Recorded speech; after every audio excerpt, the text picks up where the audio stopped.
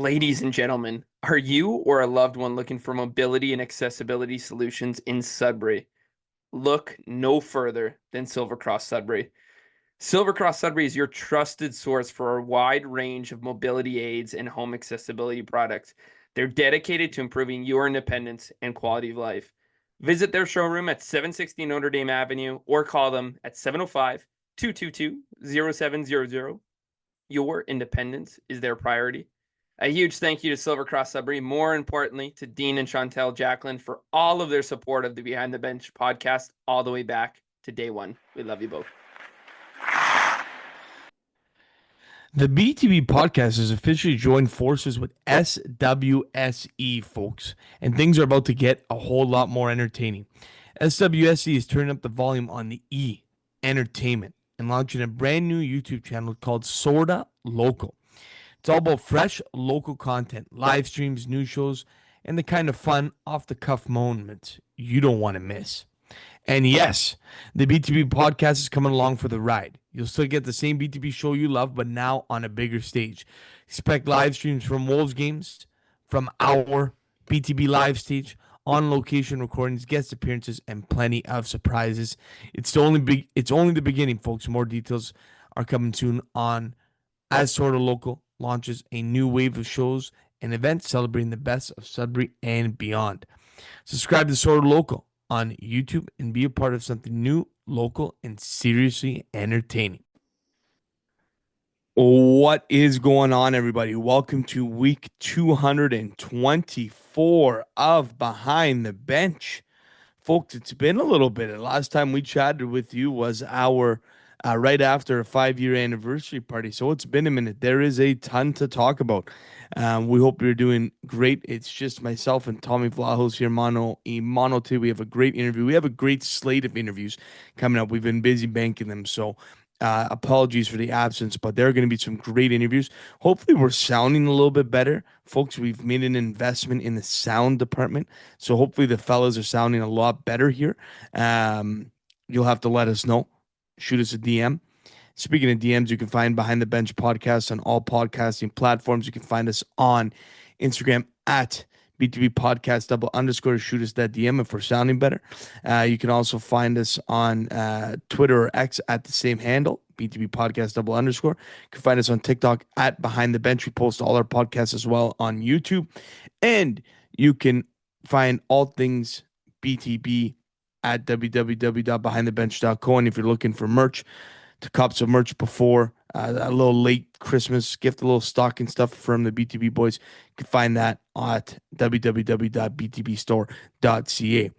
You got myself and Tom, like I said, folks. Tommy, how we doing, buddy? Testing out these new mics. It sounds fantastic. Honestly, you sound a lot better. Usually that's not the case, but you're sounding pretty mint, is what the kids would say. There we go. There we go. Honestly, Monday recording, like you said, it's been feels like it's been way too long since we've talked. You know what, hockey, what's going on? Christmas is around the corner, but I know it's your favorite time of the year. It's fast approaching. And yeah, honestly, everything's good on my end. Fantasy football is coming to an end for me. I'm not making playoffs. I know you are. I'm projecting. Well, we'll see. It's going to be tight. You're in for the playoffs, so no? No, I thought you're in for sure. Not a shoe-in. Oh, you're not. You don't have the X? Coming right down to the wire. You don't have the X? No, it's between like 4 or 5 of us, I think. Okay. But yeah, no, buddy, I'm doing great. Honestly, things are good. We have a lovely Wolves game that's coming Friday back on the stage. It feels like that's been forever as well. So looking forward to that. And at the same time, what else is going on? Honestly, not much. Let's just talk some sports and let's get after it. Yeah, but I love it.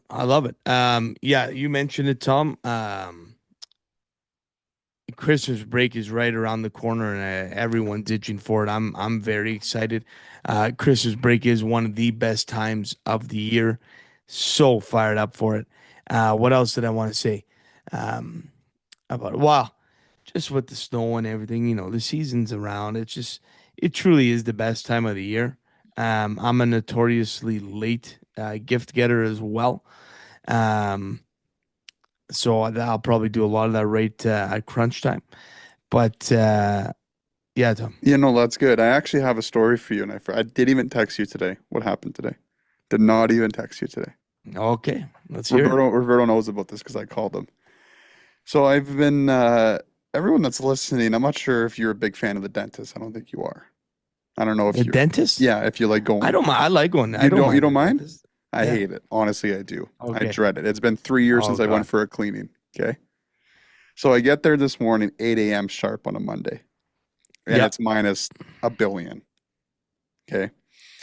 And I walk in there and all is good. You know, the hygienist is lovely. It feels good to be back a little bit. I hate getting my teeth cleaned, but the hygienist just started talking to me and she's like, "Oh, what do you do? Like in the summertime? Do you play hockey? Like whatever?"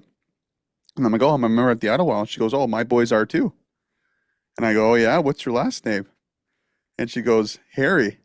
I have Ah, no way. Jake, Colton, and Nick are my three boys. So we started talking about that. I was like, you know, Colton's I didn't say good friend of the show, but like I said, we've golfed together, all this stuff. But Chim, where I was going with this, so I was there Yeah. for 2 hours today. You want to talk about the unbelievable care? Dr. Magic, member at the Ottawa as well.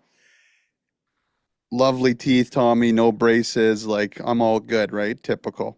But I said, my girlfriend noticed, and I've actually started to notice, I have a crack on my tooth right here, the big top one. I'm like, Okay. can you take a look at it? I haven't had scans in a while, buddy. I got this imaging done, and I'll send you the photo after. It, I have a completely ruptured root canal on top of my gums, and I had no idea about Oh, it. No idea about it. does it hurt?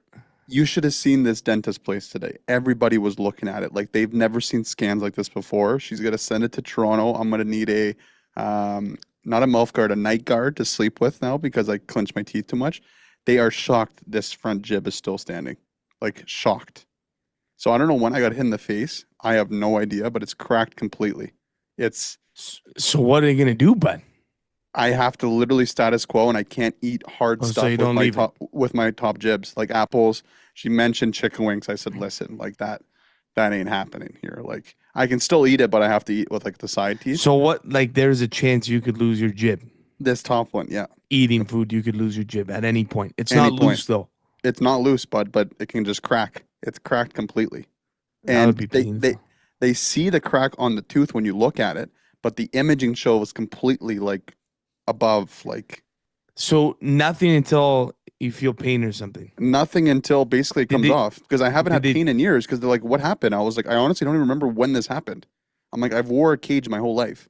She's like, is it a golf ball, golf club? I'm like, no, like I didn't get Maybe hit. when you took that elbow to the schnoz playing It, the intramural basketball. it could have been. It could have been anything, bud. It could honestly, she's like, it could have been from sleeping. I said, yeah, right. But um, yeah, dude, I'll show you the scans after. It was pretty cool. I had to take a pic. But I texted Colts after. I said, your Mhm. mom's a beaut. So That's yeah. awesome.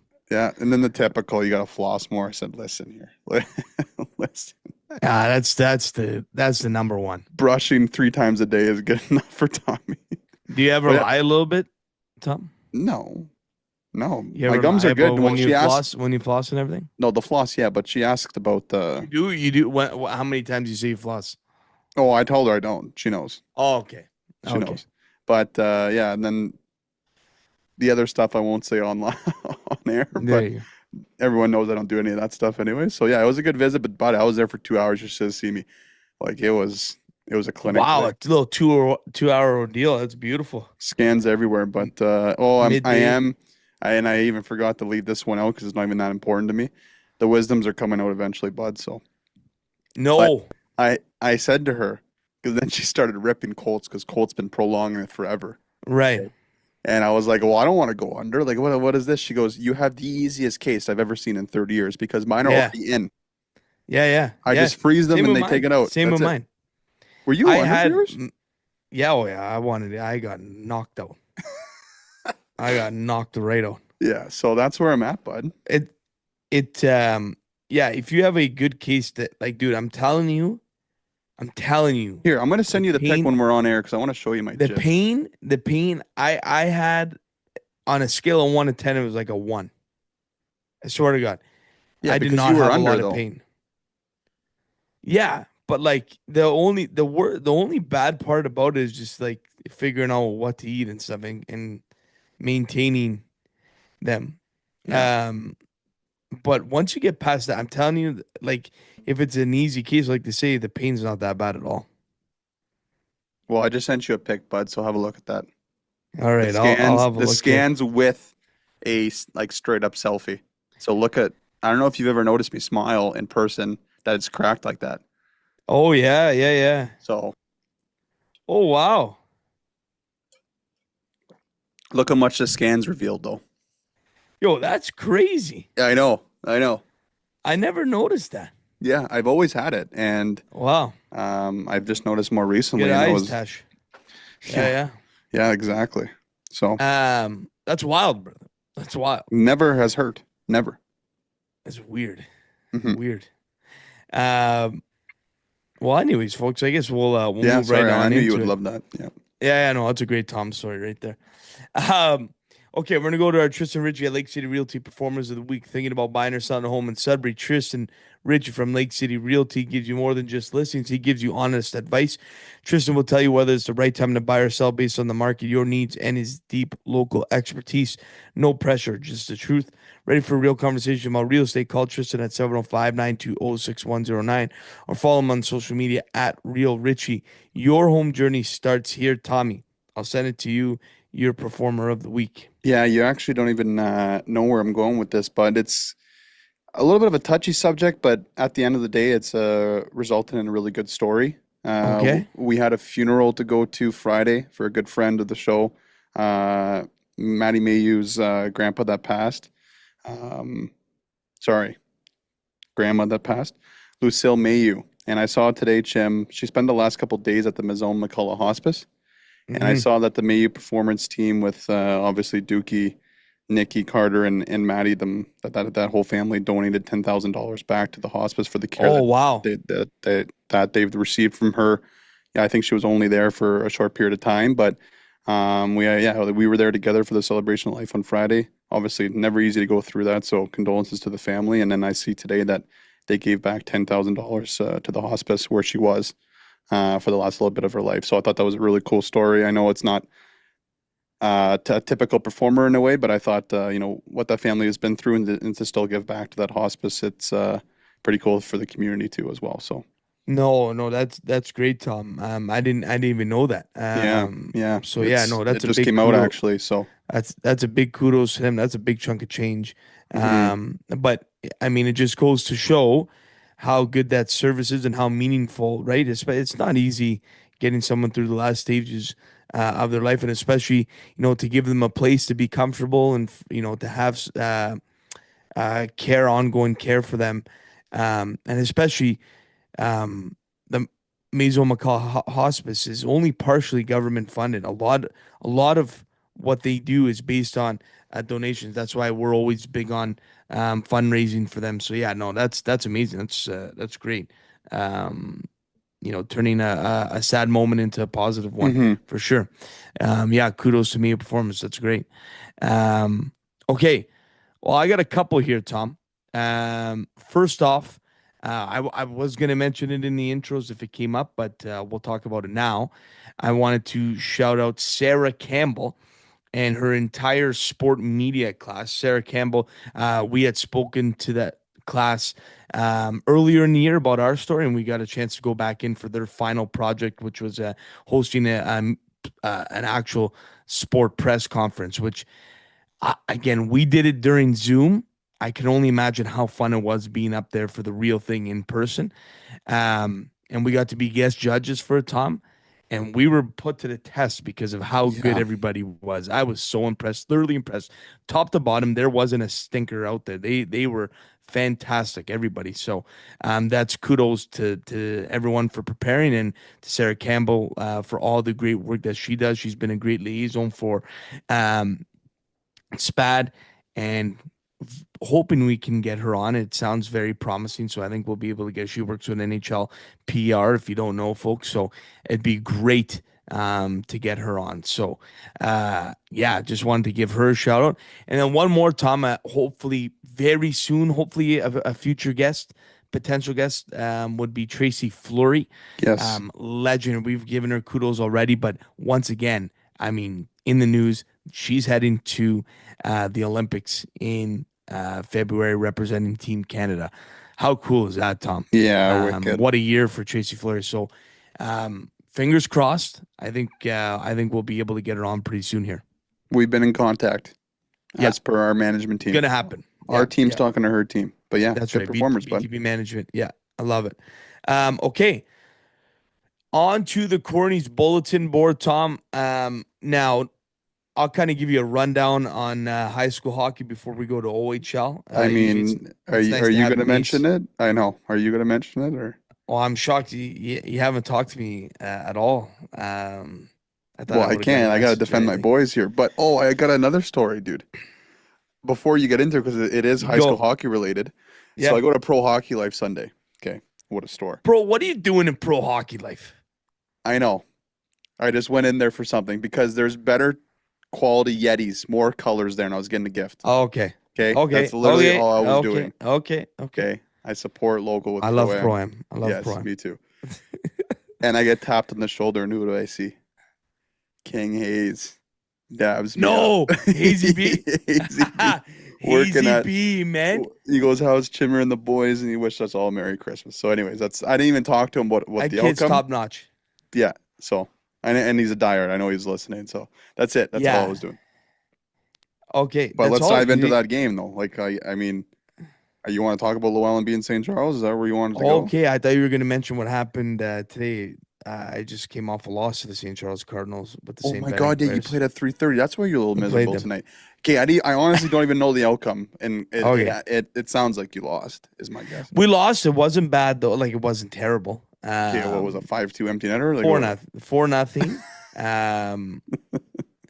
4-0 with a power play goal. A couple we could have had, but anyways, and much better than our first time playing them 9-0 loss. So okay, so we're and now making you're gonna a the lot of third time progress. you play him a third time. Third time's a charm. Well, as long as we get into A division, which still looks promising, I think we're more than we just got to get at least one more point. I think we'll clinch it.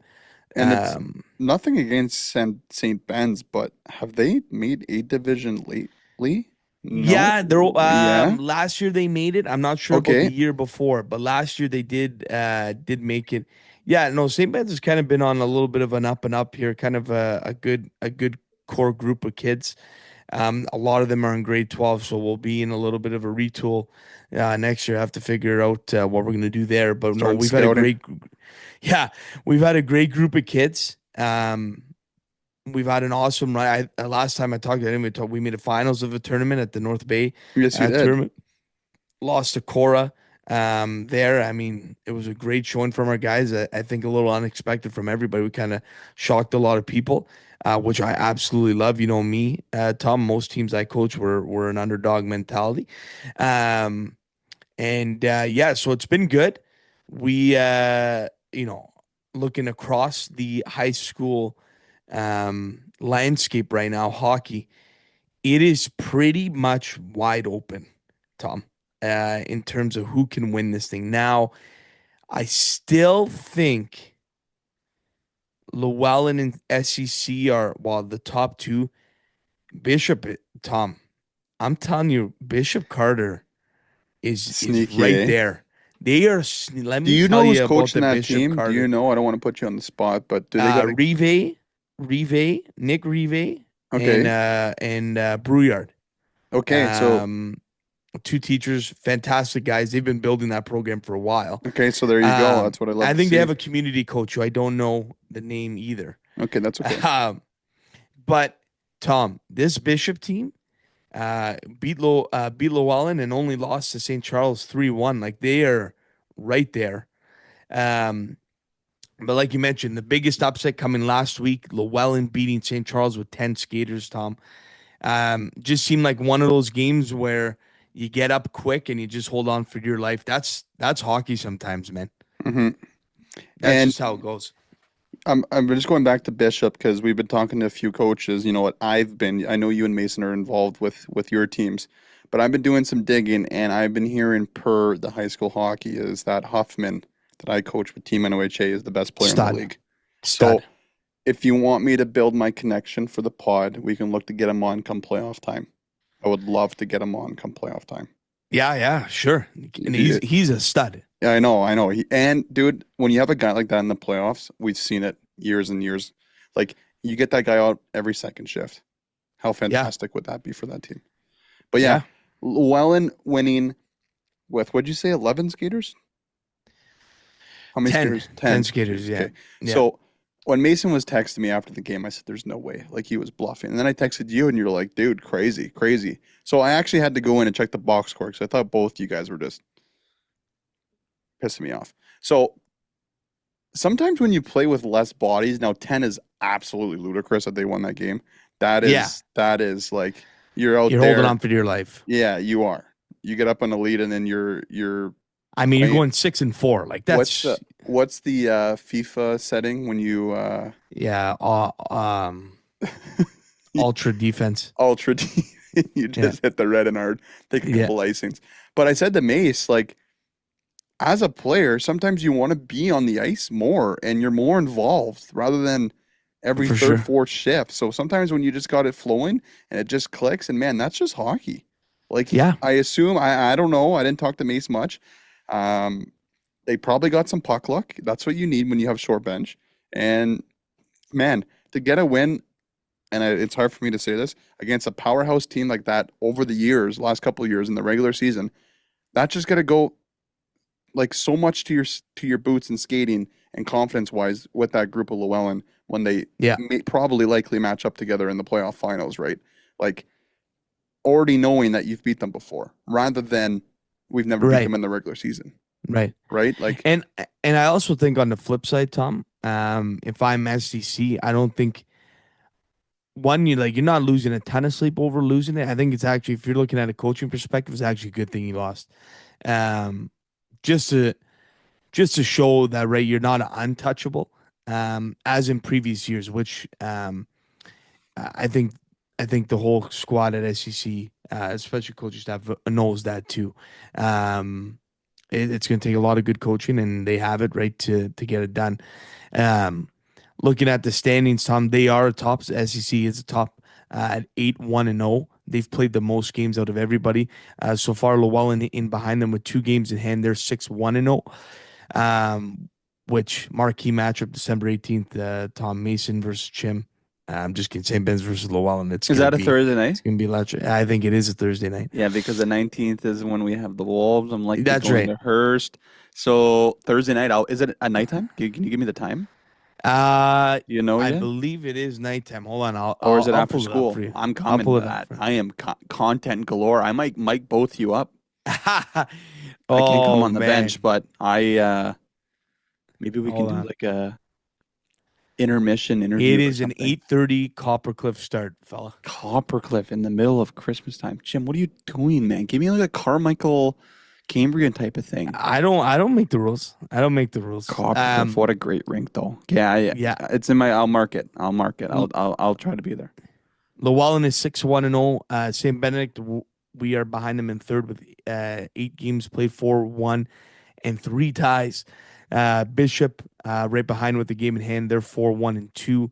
Horizon, Lively, C&D, Confed, Champlain, Lockerbie, and LaSalle to round out the high school hockey standings. Wide open, Tom. I'm telling you, from 2 to 6, which is A division. 6. Yeah, don't say it. I didn't. With 2 to 6, from 2 to 6, it is wide open. In terms of who can jump in there. Yeah, the race for A division is definitely on though, coming up. But yeah, high school hockey, Tom, it's a busy time. Yeah, I love it. I love that you guys are involved. We're off to Toronto. How about this, Tom? Midweek, get the right? schedule. Yeah, you told me the this schedule already, for Toronto tell tournament. me again. 33 teams in the tournament. Uh-huh. First game is against Collage Notre Dame. Sudbury team. Like, just what are the odds? And that's a Thursday morning or a Wednesday night? It's a Wednesday afternoon. Oh my God! So you're leaving Wednesday morning. We play at 1 and at 3. Tom, thoughts? Terrible. You keeping the skates on? Like, where are we gonna go? Same rink? Are you guys? No, we gotta go. Well, it's all in the same complex, but we got a shuffle over to So another change the rink. rooms, half gear. Are you bringing the Yeah, fruit, the oranges, and the we're bananas? gonna have to. We're gonna No have to kidding. dial that all in. Oh Gong my show, bye. God. Um. Okay. Well, with that, Tom, let's move it on to our next topic. Right before the OHL update, Tom, I wanted to ask you your take. The Sudbury Five came out with a bunch of new things. Hmm. New coach. First of all, want to shout out Logan Stutz, who came on this podcast. A phenomenal career with the Five. Yeah, Kind of came as a shock to me. I don't know about you, Tom. very I did shocking. not know he was not coming back. Yeah. I think I think came to shock to many. But I wanted to thank him. What a phenomenal what he's done for the game of basketball here in Sudbury. Will not go unnoticed. He left a legacy here. We are going to miss him dearly.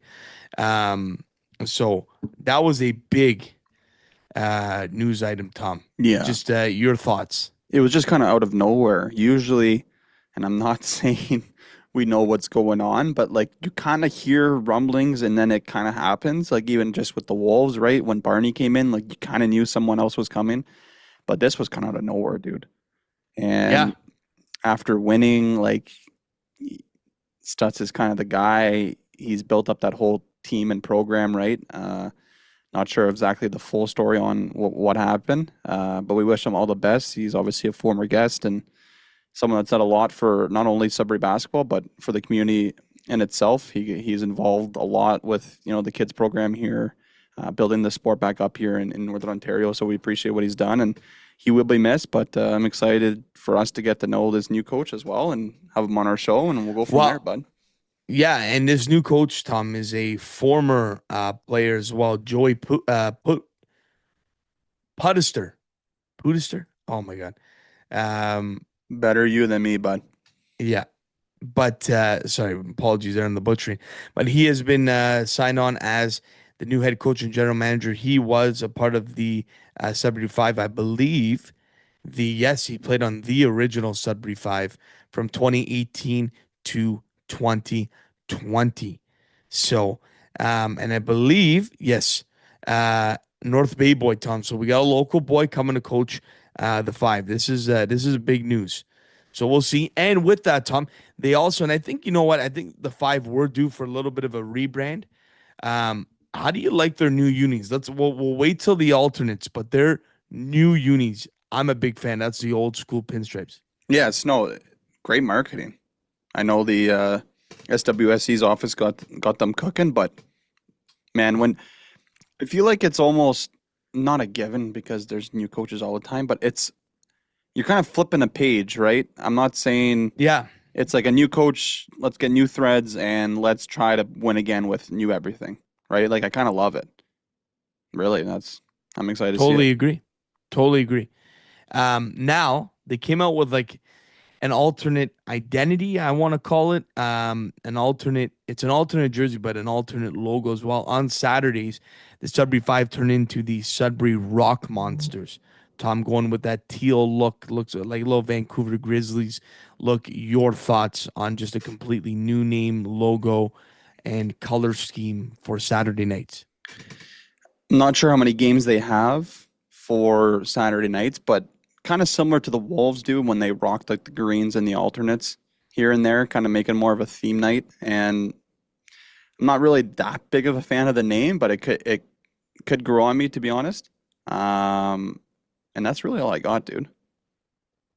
Yeah, no, I think it's solid, Tom. I think why not change it up? Why not spice it up? I'm in on it. The Rock Monsters. I think it'll grow on me.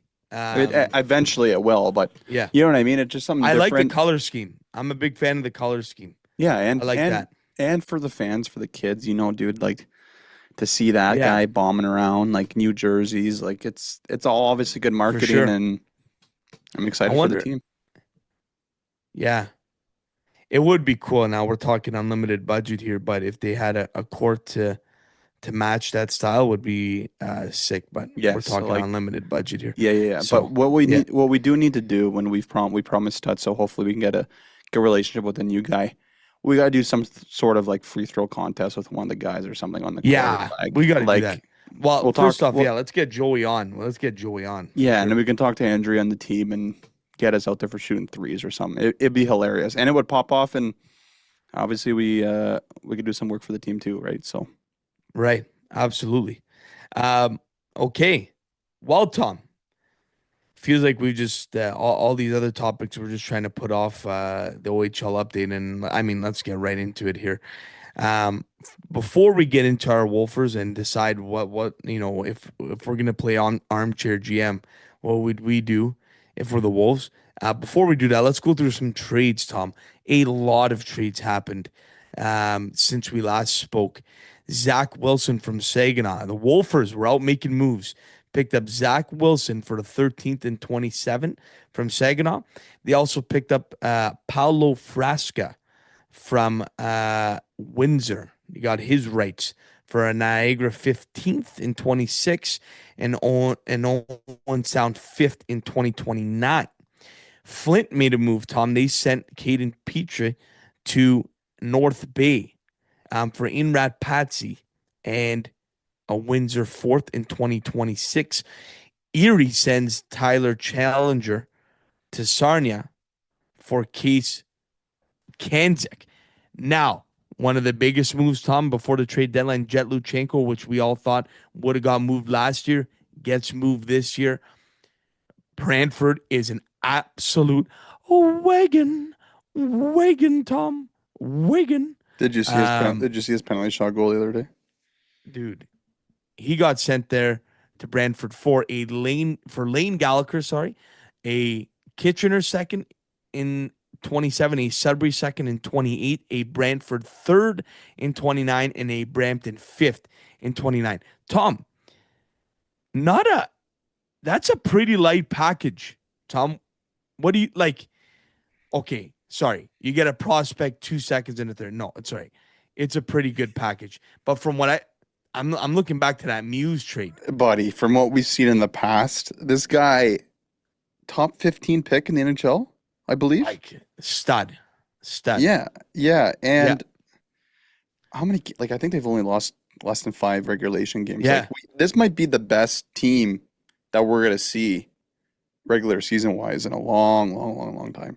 Yep. I know they've had a few losses lately, but man, when you get new pieces, you got to figure it out. And I know there's another one that we're going to talk about quickly here. And yeah, they're a wagon. Just Yeah. wait. They are a wagon. Yeah. Prior to that, sorry, I missed one. Carter Kostic. The Wolfers picked him up from Sarnia for a Sudbury 6th in 26 and a Sudbury 5th in 27. I believe Kostic has not played a game for the Wolves yet. And Tom, can you fact check this for me? I believe Kostic was the former first round pick for Sarnia. Has been battling, I believe, an upper body injury, might be an eye injury, which has kept him out of the lineup for a while. Can you give me the name again, please? Yeah, Carter Kostic. And I'll keep rhyming off the rest of the trades here as you look that up. Peterborough makes a little move. Man, they are setting themselves up nice once again for another run.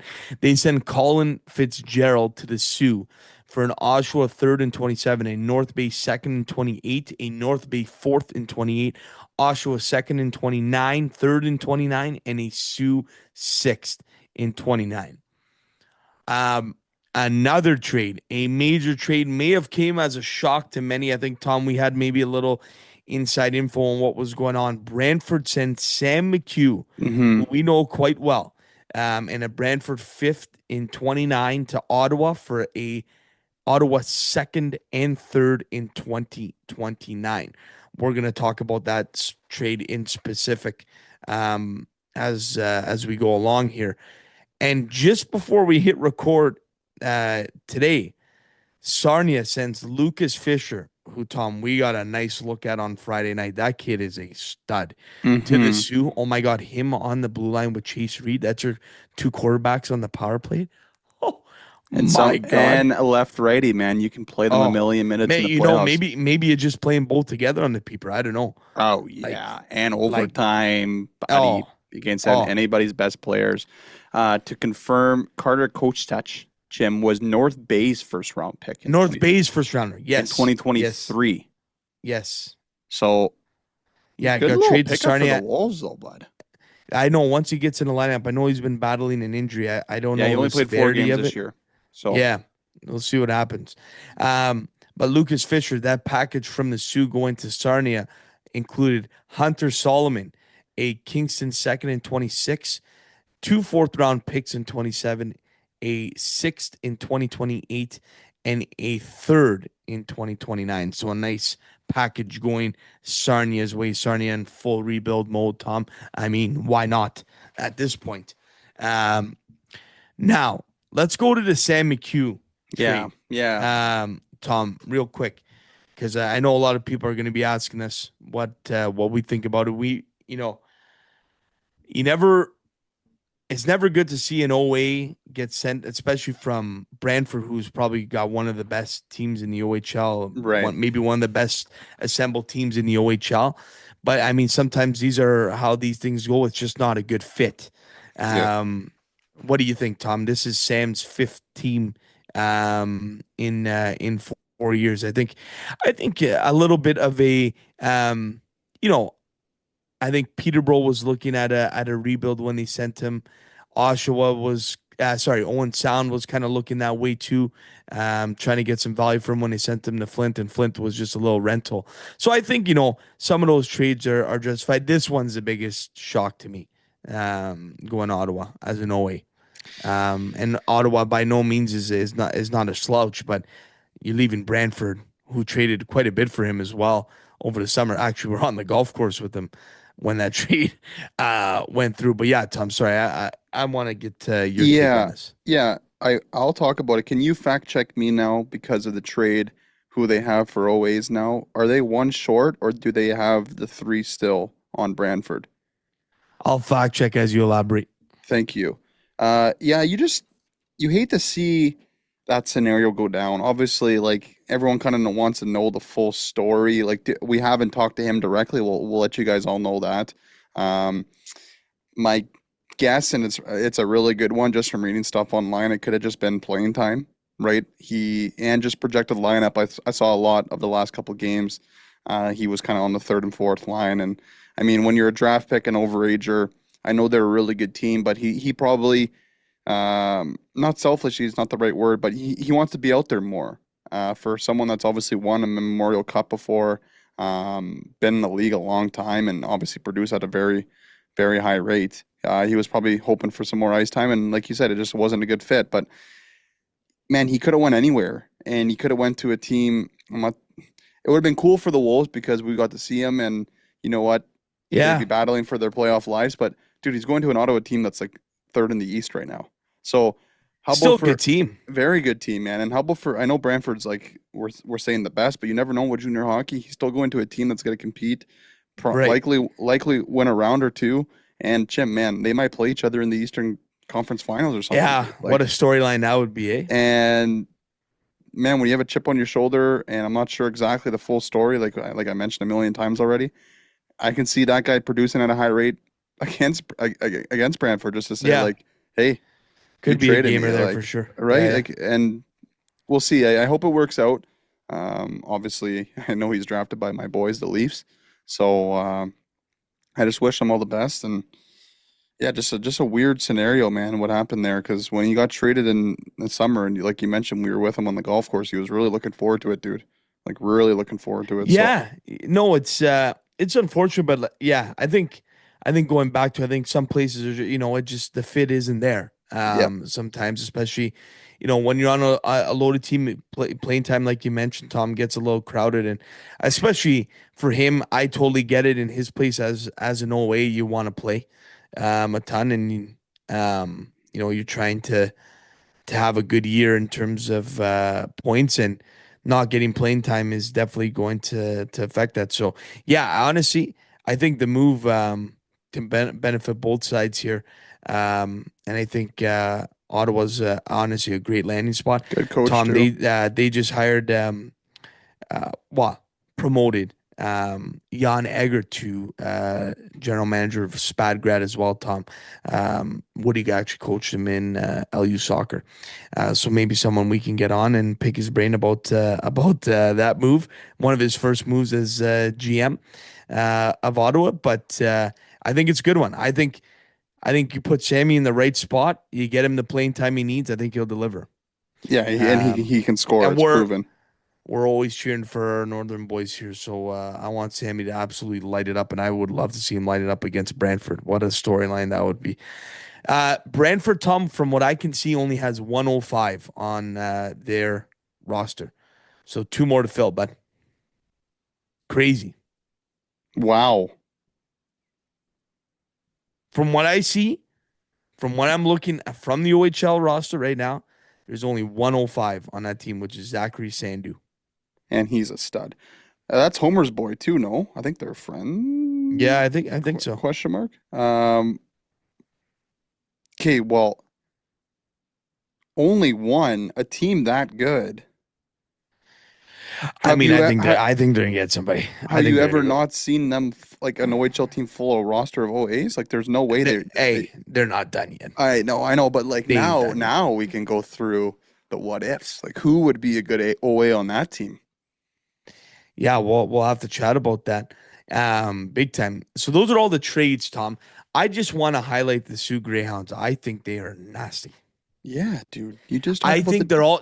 they're and see the West is gonna be tough to get out of, but I think that the Sioux you get one more. What do you think? One more piece, couple. I think up front, I think You their got D are Brady pretty Martin now set. too. Oh my God. Thinking Like a of those couple guys. depth guys. Thinking of those guys on the ice together, them three. Holy eat in minutes, man. Oh, Brady Martin, Chase Reed, and I want to say Fisher. Thank you. Um, dude, I don't know what else they need because we saw them, dude. Like maybe another forward. Like I think, yeah, depth you forward. definitely don't need D Yeah. No, because I think they're good. I mean, that yeah, Fisher trade, what a trade. That's yeah, great. and for the package. But someone that I was just thinking of because we saw Sarnia in town Friday. That Young defense. His last name's Young. I think he wears an A. Yeah, yeah. He's an OA and he was eating a lot of minutes. So like Oh yeah. does Only Brantford eating go more now. does Brantford go for a guy like that? Like you can never not Maybe. have more D. Like Yeah, I I know they agree. got Danford and a lot of other top end guys. Yeah. But perfect time to get these guys in because I mentioned many times before, World Junior Camp starting up, dude. Yeah. And some of these teams are going to be losing their players. Like the Sioux's going to be missing Brady Martin for a bit. Brantford's going to be missing Ben Danford for a bit as well. So like, Yeah, Brantford is going to go through a little bit of a tough spot here with the World Juniors, for sure. But I mean, once they're back, yeah, yeah, watch out. yeah. Um, Another note, Tom, before we talk about our Wolfers, just on a side note, the North Bay Battalion were able to sign 7'1" defenseman from Moldova, Alexander Karmanov. Thoughts, Tom? 7'1". Did you see those videos? This guy bombing around. Can skate pretty good for 7'1", Tom. Just hope for the injury's sake that he's got good bones and drinks his milk. But yeah, man, good storyline. Like you love to see someone that big and talk about the growth of hockey. Like you can be small, you can be massive like that, and Yeah, if you can still find a way to play the game, you're gonna find a spot on the roster. So yeah, love to see it. yeah. Okay, well, let's go to the standings here, Tom. The Eastern Conference, the Brantford Bulldogs sit atop of that, ladies and gentlemen, at 21, 2, and 5. So only two regulation losses this year. Barrie Colts are right behind them. Ottawa 67s, Peterborough Petes, North Bay Battalion, Niagara, Brampton, and Kingston are your top 8. The Wolves are just shy of the um, playoff spot, the 8th playoff spot by 5 points with a game in hand on Kingston, and Oshawa is sitting behind the Wolves, and Oshawa with a big win on the Wolves on Sunday, which we'll talk about. And in the West, the Windsor Spitfires, who I think are not done making moves either, Tom, um, are sitting at top of the West. Kitchener, Flint, Owen Sound, Sioux, and London are your top six, followed by Guelph and Erie right now. Saginaw on the back end of that, as well as Sarnia. So London, Tom, I think it's just one of those years where, I mean, you win a member, so you give them a year, they'll be fine. I'm hearing that they might look to trade Sam O'Reilly, dude. That's a name. That's a name that's out there. Because you Can't win they it every never year. really retool, but it's like, dude, this guy's gone for sure next year. Can we talk about Flint, Tom? 27-3. Pardon? The Flint Firebirds are 27-3. They just went 7-1, 0-2 in their last 10. Okay, I knew they were good. I didn't know they were that good, honestly. We're OHL insiders. Me neither. This is shocking. Yeah, wow. Okay, we're gonna have to do some digging on this team and have a full report next pod. Yeah, we'll need a full report. But Tom, I mean, now it's time. Yeah, let's talk about it. Let's talk about. Did the you go to the Wolfers. game Sunday? No way. I did not. I watched it though. Yeah, I and watched you it were texting me online. that 6 unanswered. Listen, let's go back to Friday's game. They played well.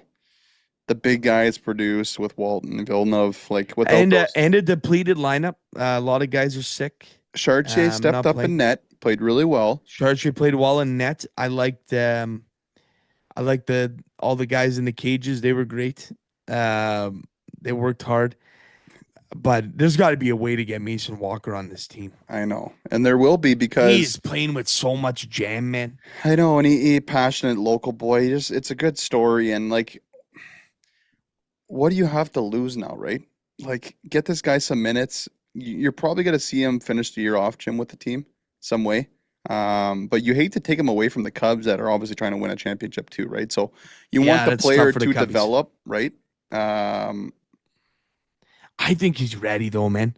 Especially this Wolves team. I think he's ready. dude, he was almost my performer because before he got called up, I think he had like 8 or 9 points in 2 games for the Cubs. It's Yeah, like, it's ridiculous. when you're averaging It's a joke. 3, 4 points a game, It's a it's joke. like it's outdoor hockey out there for him. But buddy, when you start seeing some trades, and I hope the Wolves do start trading off. I know they're kind of retooling in a way, making trades. Are they and though? We hope that they're not buying because I'd be shocked.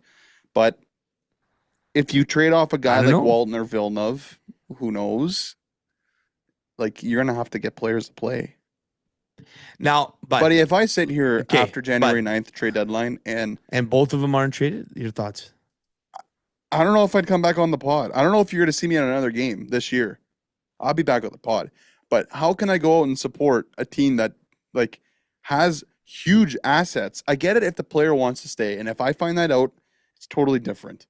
But Kieran Walton's like top 5 in scoring, dude. You're telling me that nobody's going to want this guy? Like, he's got a huge trade. Everyone's gonna want him. Yeah, like slide into your top line, your top power play, big forward, playoff. Like he can play in playoff hockey. He's got experience. Like, look at the packages you're gonna get retooled, and the Wolves have been buying the last 2 years, Jim. Like you can get 5 picks at minimum for these guys, 5 minimum. But I have just the weirdest feeling. That they're both going to be on the team after January 9th.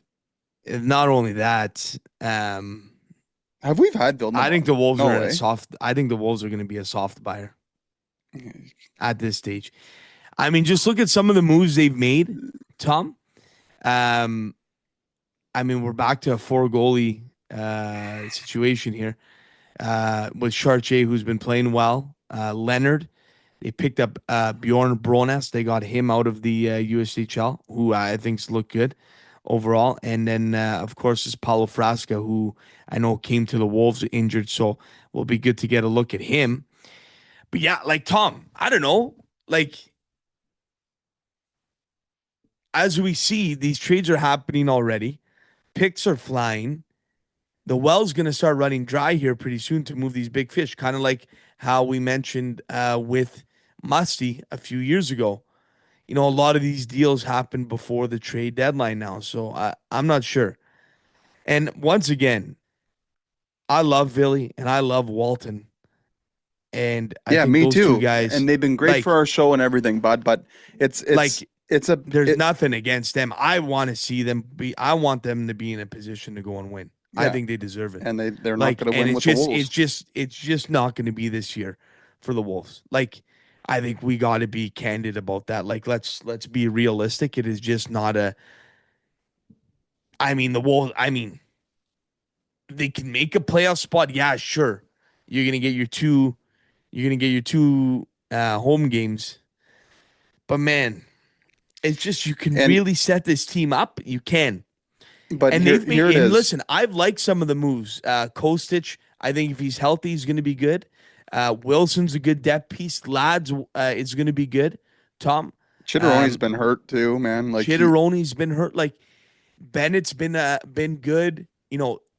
Some of these guys that have come in, like they there are have a good lot of OAs. They pieces do. there, They do have good right? Like OAs. Yeah. like some of those pieces there are going to look good coming Oh, down the pipeline, and you can really set yourself up for a run if you make some moves now. But for some reason, my gut feeling is that it's not going to happen. how My good gut would feeling right now is that we're in on a playoff spot. We're trying to get to a playoff spot. full circle moment to bring Alex Ferrand back to the Brantford Bulldogs? No, Could happen. full an OA spot. Could you Bottom six imagine? guy. He'll accept the role. Are you kidding? Okay. Could you imagine? I love You know Farzy what the too. I unfortunate love Farzy situation too. is though with the Wolves, and we've gained a serious um, friendship and bonding with the coaching staff, Jim, of the Wolves. I believe, and I'm not. It's not for sure for me, but I'm just. This is my assumption. I think it's hard for players to want to leave now, based on the culture they've built with Barney and Yeah, them. definitely. And I get that. And I I'm not. totally I'm get not. that. I'm not calling out the previous coaches, but we all know who've coached the team in the past. I think it was easier for players to want to get out of there earlier because of how it was Right. ran. And maybe that's Right. not the case anymore. Maybe guys like Villeneuve and Walton want to stay. Like we don't know, but dude, like But Tom, tell me this though, okay? Let's say the Wolves go into a selling situation. Even with the young pieces they get, you can still make a run at the 8th seed. No? no, they're in the 8th seed now. Well, not yet. They're 5 points out of it. But even if you sell big guns, like, and you get some young ones back who are going to be good, they can still battle for a playoff spot for you. I think. Oh I yeah, yeah, think. yeah, yeah, yeah, for sure. And I don't know though. I don't just to, know. I just to I get just don't see it happening, Tom. I just really don't. just to give them a week playoff experience to Brantford. We got two playoff gates though, Chim. That's good. Yeah. Yeah. I don't know, man. It's tough. It's tough. Like But it's just tough when a watching the team's team on going, Friday, Chimley, it's oh, it's like I'm not saying they're but barely watching beating. them Sunday. Sunday was they go up 3-0, like playing so good, and then just one Did you after the other. have They had a 5-on-3, which killed them. did you Three, I have think. did you have a Yeah. text loaded that the Wolves are back to me? Did you have that loaded when they're up 3? No, I didn't. Well, no, I did not. I did not. I did not. Yeah, I don't know. I don't know what the Wolves are gonna do. My gut feeling says is they are not gonna be sellers, which crazy for me to say, but Come that's a gut January, feeling. come mid-January, might have a different feeling on this team, Jim. They Oh gotta yeah, they definitely. they gotta retool, dude. Like as a loyal fan and someone that covers the team, I'd be pretty upset if they don't make some trades. I get it. I get it. I mentioned if the player Yeah, wants to stay, it's out of our hands, but you got to find yeah, some way to get some picks back for what you've dealt in the past. yeah. Definitely, definitely. Well, folks, that's gonna do it for our OHL update. Lots to talk about there. We are now going to send it off to a phenomenal interview that we had, ladies and gentlemen, with the one and only Albert Corradini. We've had this launch in the pipeline for a bit here. It's just we've had a little bit of troubles with the file. It's out. It's ready to go. A great conversation on minor hockey. The great and for people who don't know, Albert Corradini was the general manager of the Sudbury Nickel Capitals, who won the 2008 TELUS Cup. So he talks about obviously those stories from there and the run and what it took to win, and just the state of minor hockey in his current role as the commissioner of the Great North U18 League. So with that, folks, we're going to send it off to the legendary Albert Corradini live from the Sudbury sort of local network studios. Okay. Well, how nice is this? Our first ever episode, our first ever recording here at the SWSC HQ studios here. So fired up here to have none other than the legendary Albert Corradini, commissioner of the Great North U18 League, and his resume, ladies and gentlemen. I mean, 10 years of dominance and excellence with the GNML at the time franchise, the Sudbury Nickel Capital Wolves, a TELUS Cup ring, and so many other hockey accolades. Albie, it's a pleasure to have you on Behind the Bench podcast. Thanks for coming on. Guys, I'm honored, and I'm going to start by saying congrats on 5 years. That's amazing. Seems like just yesterday Tommy was in diapers. Still is. Yeah. Still is. But no, I couldn't take it anymore that we haven't had you on for 5 years. So we finally had to do it, and we had to do it here. We had to do it right for you. So I'm honored, and this is it's great, guys. Absolutely. Well, Albie, let's get right into it. Yeah. Right off the top. And I've actually never asked you this since, we've got to know each other. How did you get into hockey? Ooh. Okay, so for full disclosure, I didn't play hockey as a child, okay? My son wasn't interested in hockey, and then had a bit of an issue in 2002-ish, and let's call it a wrong that was done to a team. And I went on a letter writing campaign with Hockey Canada. We're still pen pals. We talk a lot, but ironically, I guess 23 odd years ago is how it all started. Got dragged in. Ended up saying, you know what, there's things wrong here, got to try to make it better. And from there, it was just an evolution.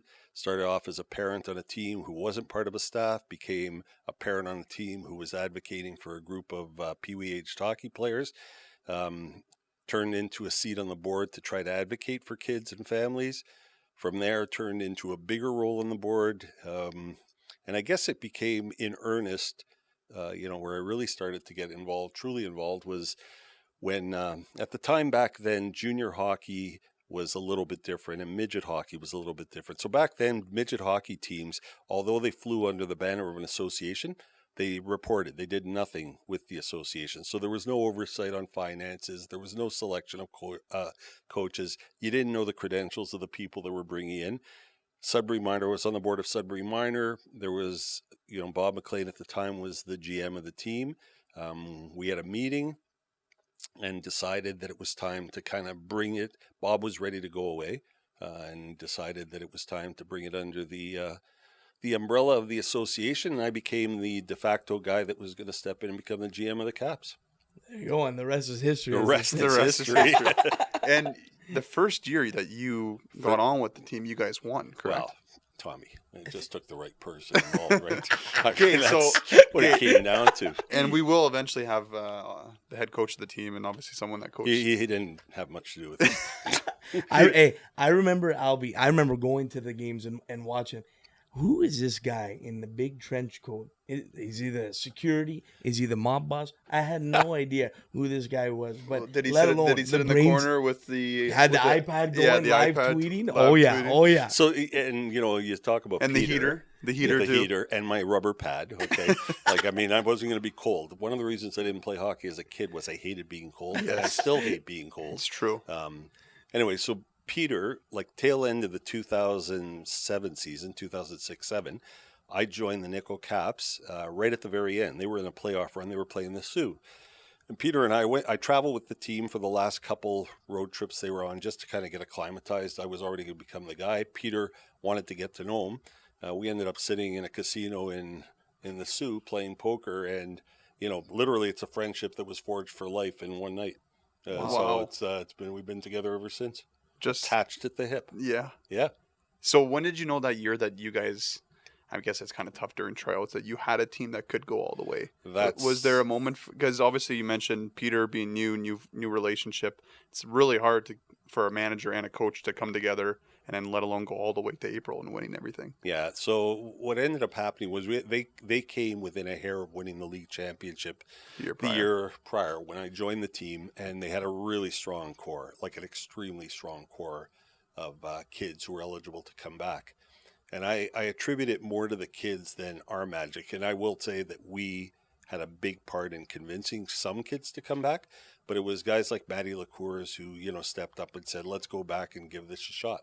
So we went to tryouts that year, and we did some things that were, kind of unorthodox. I'll say that, and I am a bit unorthodox, I guess. And there was a lot of people who were not particularly happy about how we did things. We selected all the wrong players in the minds of people. We selected the wrong goalies in the minds of people. But it became pretty obvious pretty early on. I'd argue that maybe the second best team, and certainly the second best team in Northern Ontario, in fact, I'd put them on par with where we were that year, would have been the Sioux. They were so good. And if you look at Ontario, the province wide, the best team in the province, I can say unequivocally, was Burlington Eagles, actually. And Devin Stiller, who played on that team, had a cousin who was playing in Burlington who contemplated coming up and playing for us, chose to stay in Burlington. Wow. Burlington didn't even get out of the, so they were doing a round robin playoff series in the OMHA. Okay. They didn't make it out of the round robin. They were the best team in the province, but I'd argue that the Sioux was top 5 with us in the province that year. So it was pretty extraordinary to have 2 northern teams who were that strong in one given year, and it had been that way for a few years in a row. Wow, gotcha. So throughout the whole season, what did you kind of feel like you had something magical going on, or was it later on? No, it was early. Right from the go. Yeah, it was early. Like, we were sitting at home the first week in the Sioux, and I'm probably going to be a little bit off on some of this, but the Sioux went up to Kapuskasing weekend number 1. Yeah. And, and everybody's there, oh my God, they're embarrassing Cap, and it's a travesty, kids. We went to Cap the weekend after, and I think we had kids come back with like 64 points in 3 games type of thing. It was we had a special team. We had a very special team. Our closest games all year long, not only in our league but in the province, were arguably against the Sioux. Wow. Yeah, it was a good hockey team, and we figured it out. We went to Marquette, Michigan, to play a tournament that year, and we played Chicago Young Americans. And I'll never forget, we got our proverbial asses handed to us by the Young Americans. Okay, and our guys thought they were good, and they were good. But we brought them down there specifically to play a high-end U18 programs.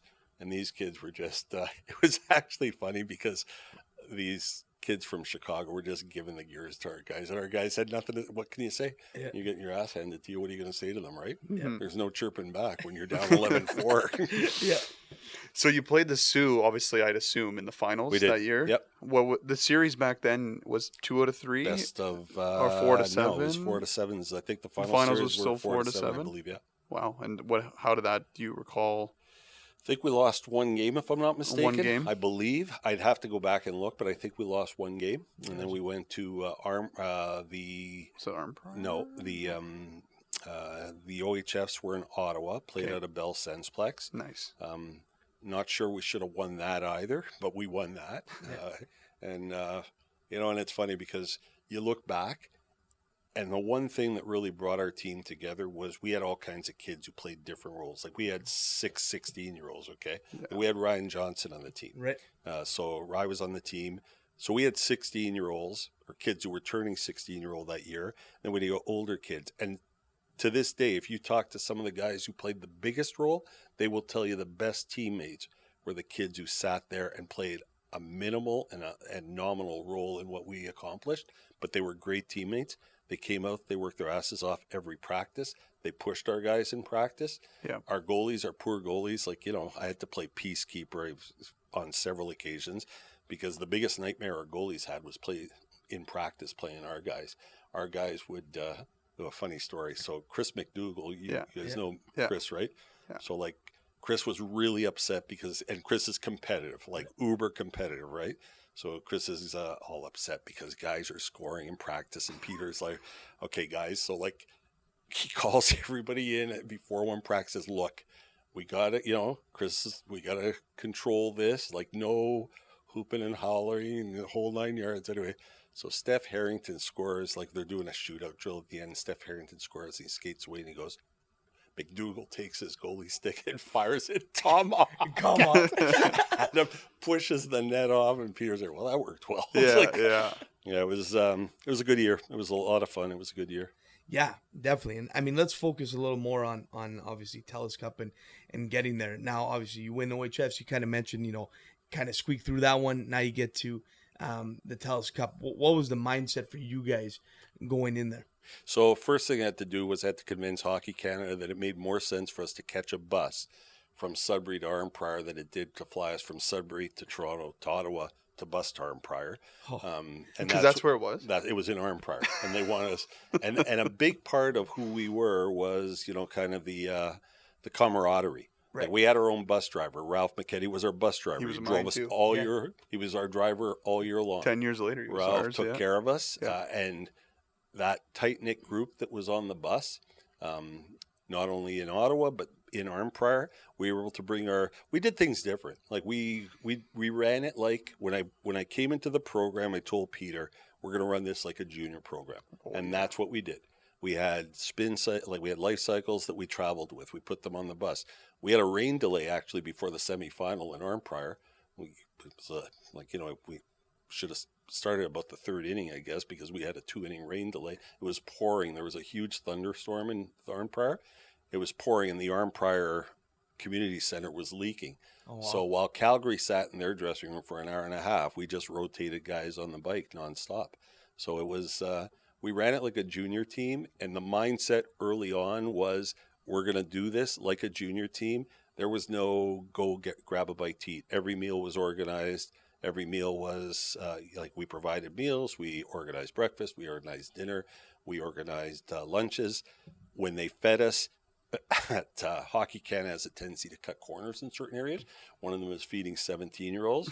So we didn't eat any, and we got proper shit for it too, because we wouldn't go to their dinners. Right. We would just we'd drive to Ottawa and go to Baton Rouge and we'd have ribs and so they loved you guys when you guys won. Yeah, they loved us before. I'd like to think they loved us before we won. Yeah, they really loved us when we won. Yeah, no kidding. Yeah. Wow, that is wicked. And you do mention like the junior program aspect of it. There was really no midget team at the time that was run like you guys. How did you guys get the setup with the arena and all that? In the dressing room so because it got renovated a few times. So too, I am a bit of a control freak, and I am a bit of you don't say. I can full disclosure, I'm a bit of a control freak, and I like things done my way. So I mapped out kind of what I thought with Peter. I mapped out the way we were going to do it. And we started doing 3-and-3 road trips. So as opposed to we wanted to create more time for kids and families to be at home. So we started doing a New Liskeard Cap for 2 road trip, right? Or New Liskeard Cap Timmins, right? Then it evolved into New Liskeard Cap Timmins. So we did a lot of things to try to, and in retrospect now, you got guys from the SJH, the Saskatchewan Junior League, Mike Reagan, who's with Flin Flon, has told us unequivocally our kids are better prepared going to Tier 2 than the GTHL and places like that. We go on real road trips like when we would do it. So it started real early on. It started probably 3 months before we had a skate in April, if I'm not mistaken. And for 3 months after that, it was plan. And right from the very beginning, one of the things we said was we're going to do the dressing room, because the dressing room was it was a Sudbury meet. It was a countryside dressing room with hooks in it. Yeah. So we raised money. There were some benefactors there. Myself, end of the roll. There were people who put money in, and we built that thing without $1 of parent money. So I hired the same guy that did our kitchen. He's a millwright. I got him to come in and do the lockers, the stalls. Yeah. It was a vision from day one that really just kind of grew and grew and grew. And like everything else, the more success you have, the more fun you have. I had the real pleasure of making some great friendships through the years coaching. And I'd like to think that, and I'm not naive. You're never going to make everybody happy. Okay. Right. People who love you in September, a lot of them don't love you anymore when it comes February, March, Right. because the other thing that we were really high on and we stuck by our guns, we didn't have parental involvement in staffs. Yeah. So none of us had a kid involved, and there were no parents on staff. So people might hate us, but at the very least, they should have been able to look and say the kids who were playing on their own merit. It's not Right. because someone gave us a check. It's not because I was related to someone. But that mindset was something that we set out with day one. Wow. And when I said Peter and I sat in a casino in the Sioux, that's literally what happened. We sat in a casino in Sioux and we played poker and talked about how the program was going to be run for the better part of 3.5, 4 hours. Wow. That is so cool. Yeah. And I mean, we'll go back to TELUS because obviously a hot start, but I do want to get into obviously the tenure that you guys had. Yeah. But I mean, let's get back into Arn Prior, and I mean, take us through the whole run there and getting obviously to the finals. And when did it kind of click for you that was like, okay, we're gonna win this thing? I think it clicked when 5 of the rooms on our floor, we had raw sewage in the bathtubs, and they had to move half our team around, and we were just resilient. And then they lost all of our gitch. They had a laundry service, and they lost all of our gitch on a Sunday. So Peter and I had to run out to a local store and get somebody to open the door so we could get gitch. It was just, when you get to the point where like there's nothing else they can do to us. Yeah. The rain delay happened. We came out of that. I mean, it was just, you got to the point where, and Peter actually got pissed off at me because we were sitting there saying, at the beginning, and I just had this feeling we were going to win. Right. And I actually said, like, why don't they just give us the trophy now? And he got so mad at me. It was like, he was just lost. His Hockey Canada interview is one of the best. Yeah. He's so dialed. Oh, yeah. Are you talking about the post game? Yes, Yeah. the Oh post my gamers. God, Yeah, they were those were so the good. best. Yeah. Yeah. Did they do them our year too? I don't remember him having to do any. I think he only wanted to do them when he won, so he didn't do any with you. We'll get into that too. Oh yeah. But yeah, okay. So that finals game, you guys were losing though at one Yeah. point after the first, correct? 3-2 after the Yeah. first. And it was against Winnipeg. Winnipeg. Mark Stone. Mark Oh, Stone. that's right. Mark Yeah. Stone Yeah. played on Stone. that team. Wow. Devin Stiller was the TSN highlight of the night. No kidding. Yeah, he walked. Now, Devin won't tell you that he walked the forward who was playing deep, but he walked. He walked the deep. Yeah. He says, we like the friendships, the players on that team. I will tell you that, I still run into kids. They give me a hug and tell me it was the best week of their life. Yeah. Yeah. And For I've sure. run into kids. But, I mentioned earlier where that whole notion that you're never going to make friends and people aren't going to love you. Several years later, I had a mother tell me that week was the worst week of her son's life ever. And I'm sitting there going, okay, looking at your son, that's not what we saw. He was the happiest kid on the ice. Right. And he was the happiest. But again, this is a parent's perception because in the parent's mind, their kid should have played a bigger role Yeah. and they're Yeah. projecting. So, but Can't please everybody. we, we're unapologetic about how we did it. Oh. Did we make mistakes? Every year, we're human. We made mistakes. Yeah. We selected wrong players. I can think of one kid that just kind of gnaws at me. Not in that particular year, but a year where we didn't take him, we should have taken him. And I can admit we made a mistake. Mhm. But that's everybody looks at things differently, and that's one of the things about anything in life, right? You can look Yeah. back and always. You can do the postmortem after the fact and tell you what I should have done. Yeah. Yeah. No. Yeah. That's the nature of it. Definitely. And I mean, you guys get it done, win it there. I mean, what was it like after? It was unbelievable. Yeah. Like, I mean, we, pulled into town, fire trucks at Countryside Arena. And for the record, you talk about, and I don't think of it this way. There's a guy named Scott Murray. You may or may not know. Oh him. yeah. Yeah. Scott was a goalie in the AHL, right? Right. I believe, if Yeah. I'm not mistaken. Yeah. Goalie played collegiate. Yeah. Came back, had kind of hung up the skates, was going to become a supply teacher. I convinced him to be a goalie coach for us. Yeah. And a few years back, Scott asked Andrew and I, my son and I, to go down to watch the Caps play. And we, put us in his seats and put us in the lounge with Ovi's wife and all the other, the wives. So it was pretty cool. Anyway, when When Scott introduced me to the staff, he introduced me as the reason why he's a goalie coach in the NHL. I'm sitting there going, like, I'm looking around like, who are we talking about here? Jeff Forsyth. Yeah. Like, Jeff came on our staff, wasn't on that staff at the time, but came on our staff. Jeff's now assistant GM of those. And I'd like to think that a big part of it, and I learned a lot from those guys, and I think, I think we had that type of relationship where we all learned for each other. The single biggest thing that we always leaned on was we were a family. We weren't going to compromise what our values and our morals were because it was hockey. Mhm. We were going to raise good young men Yep. as much as we could. And if we won, great. And if we didn't win, we were going to leave kids in a better place, hopefully. You guys, did you stay? Obviously, you stayed the night in Arnprior, then hiked it back on the bus.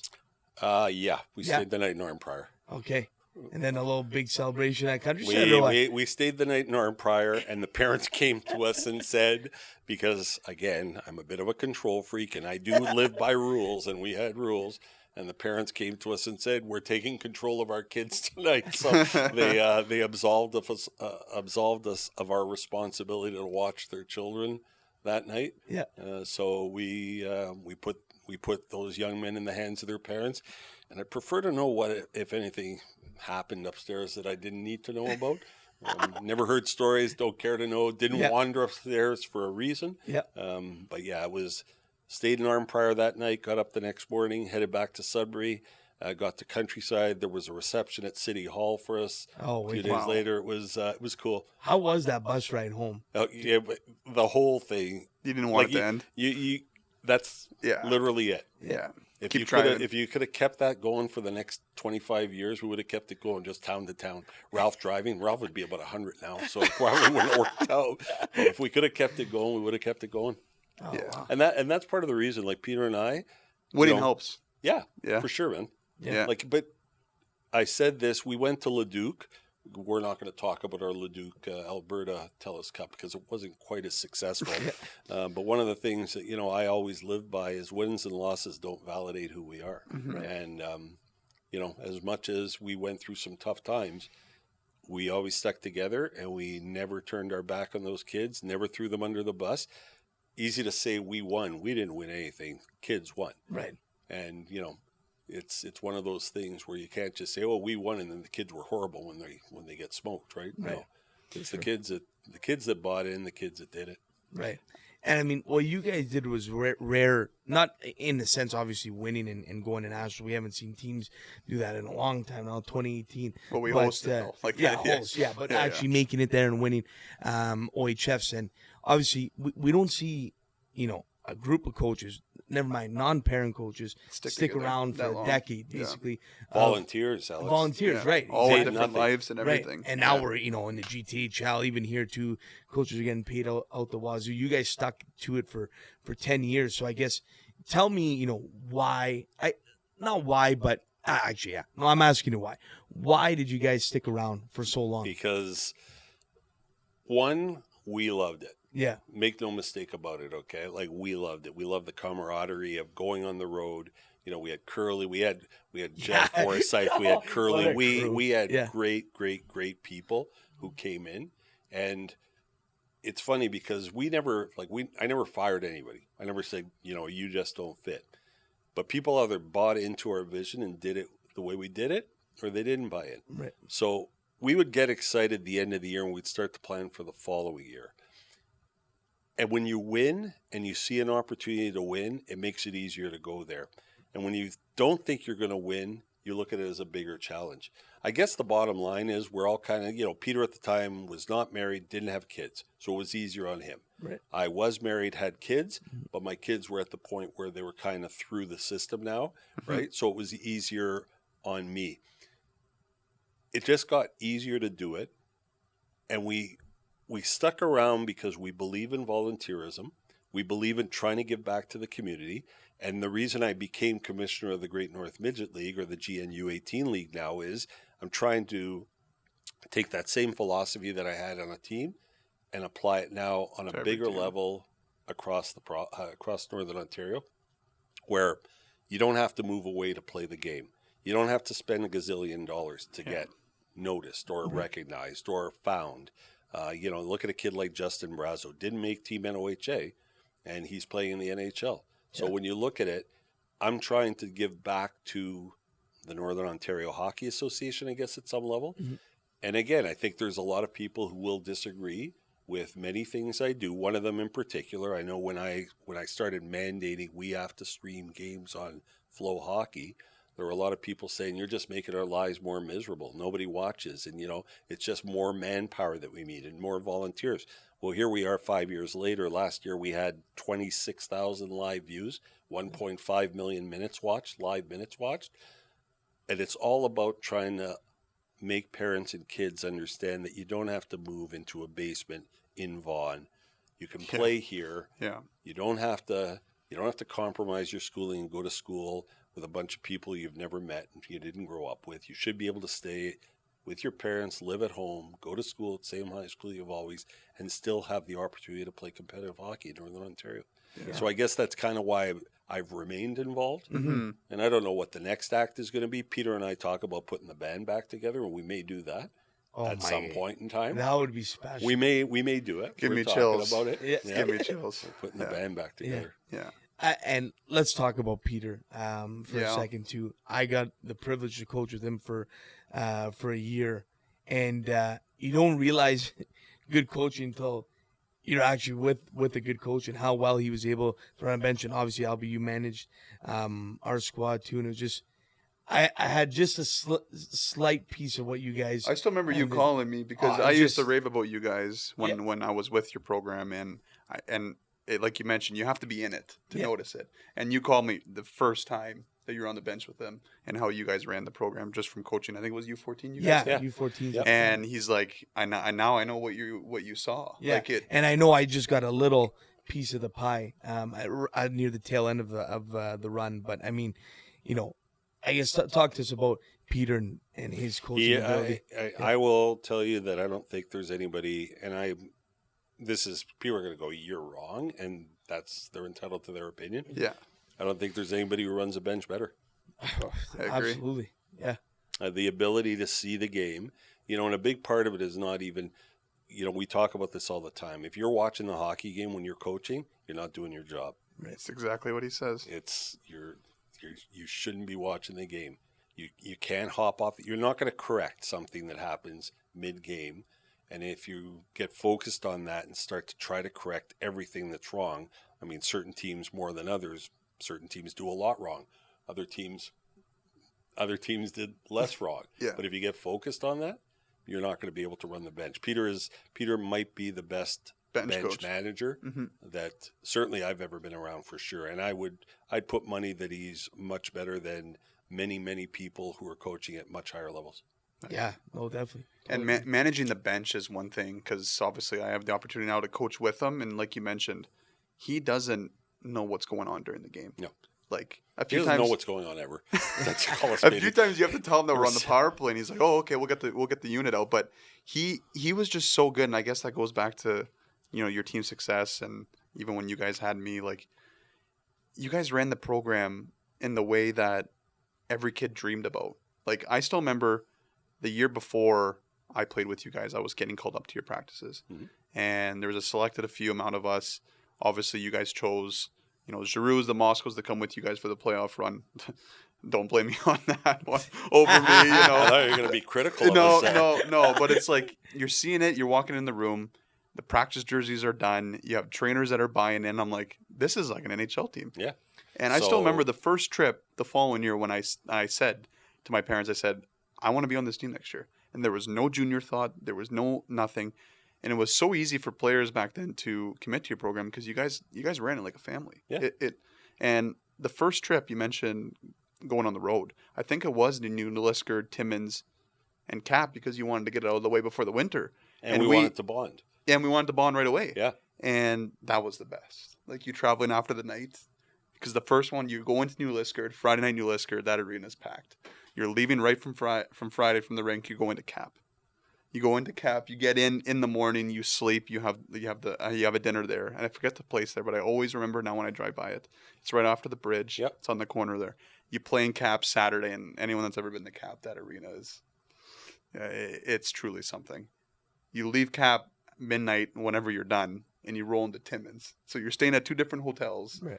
You're exhausted after, but like you said, you're bonding. But what I wanted to go back to is the catering of the food. Like you guys, I was worried. My mom was like, "What am I gonna pack you guys for lunch or for in between games?" I'm like, Remember what you had your first road trip? I remember what gnocchi. We had gnocchi, and then Vespa. Vespa. So we, Vespa. you know, I had you my remember go-to. that. I had my Yeah. go-to. Yeah. So Tony V's, like I'd go to Andrew Neshy, I'd go to DNA and say like, they didn't own DNA at Tony V's at the time. I'd go to Andrew and say, Andrew, I need chicken parm. I need chicken parm pasta. I'd go to see Rob Gregorini. I said, Rob, I need gnocchi. You know, so we did it that way every road trip. So we'd get on a bus. We'd do the Liskert thing. We'd get on the bus. 2.5 hours, 3 hours before game time, the food comes out. And these guys are like, you know, it was just, you mentioned the laundry. It wasn't, we didn't have trainers who were just trainers. Our trainers were part of our staff. Right. When we sat there in the Sioux Yeah. and we would look at what we were going to do in line match, okay? It was a total, everybody's there. We would take mirrors down off, we'd take the mirror off the door of, you know, the closet at the Delta, and we'd stand it up against the wall, and then, you know, over the course of you sit there and you stare at it, and everybody's sitting there staring at you. What about putting him on the left side and put him there, and then just say, no, it doesn't make sense. And it was like that.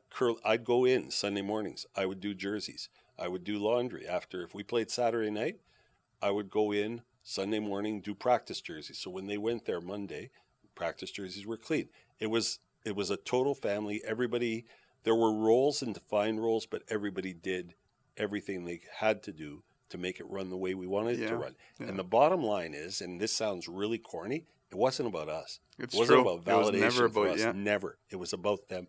Yeah. Right. People don't believe that. People think it was all about us. People think Peter's got an ego. People think I have an ego. There's nothing further from the truth, man. There's nothing Living it further with you from the guys, truth. 100%. I totally. It's about totally the agree. kids. Because all it took was, and it was so cool, like, because I was the young, I say grade 11, and then there was grade 12s on our team, right? So of course there was some that played the second year or even 3 straight years with you guys.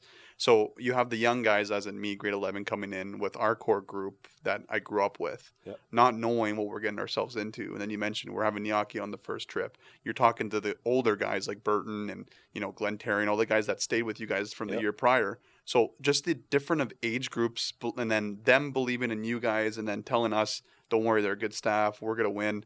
We end up winning that year too. But it's like you go on that first road trip, and it was immediately in our thoughts, like me, Clarky, Double D, like the core guys, that no matter what happens, we're coming back next year too. I don't care that we were hosting. Like we were all, it wasn't even a thought about junior because you guys ran that program. Like, well, and you know, to a T. The other thing, Tommy, is, and I think this kind of is a testament to it, the number of kids that we've had come back and coach and help. Yeah.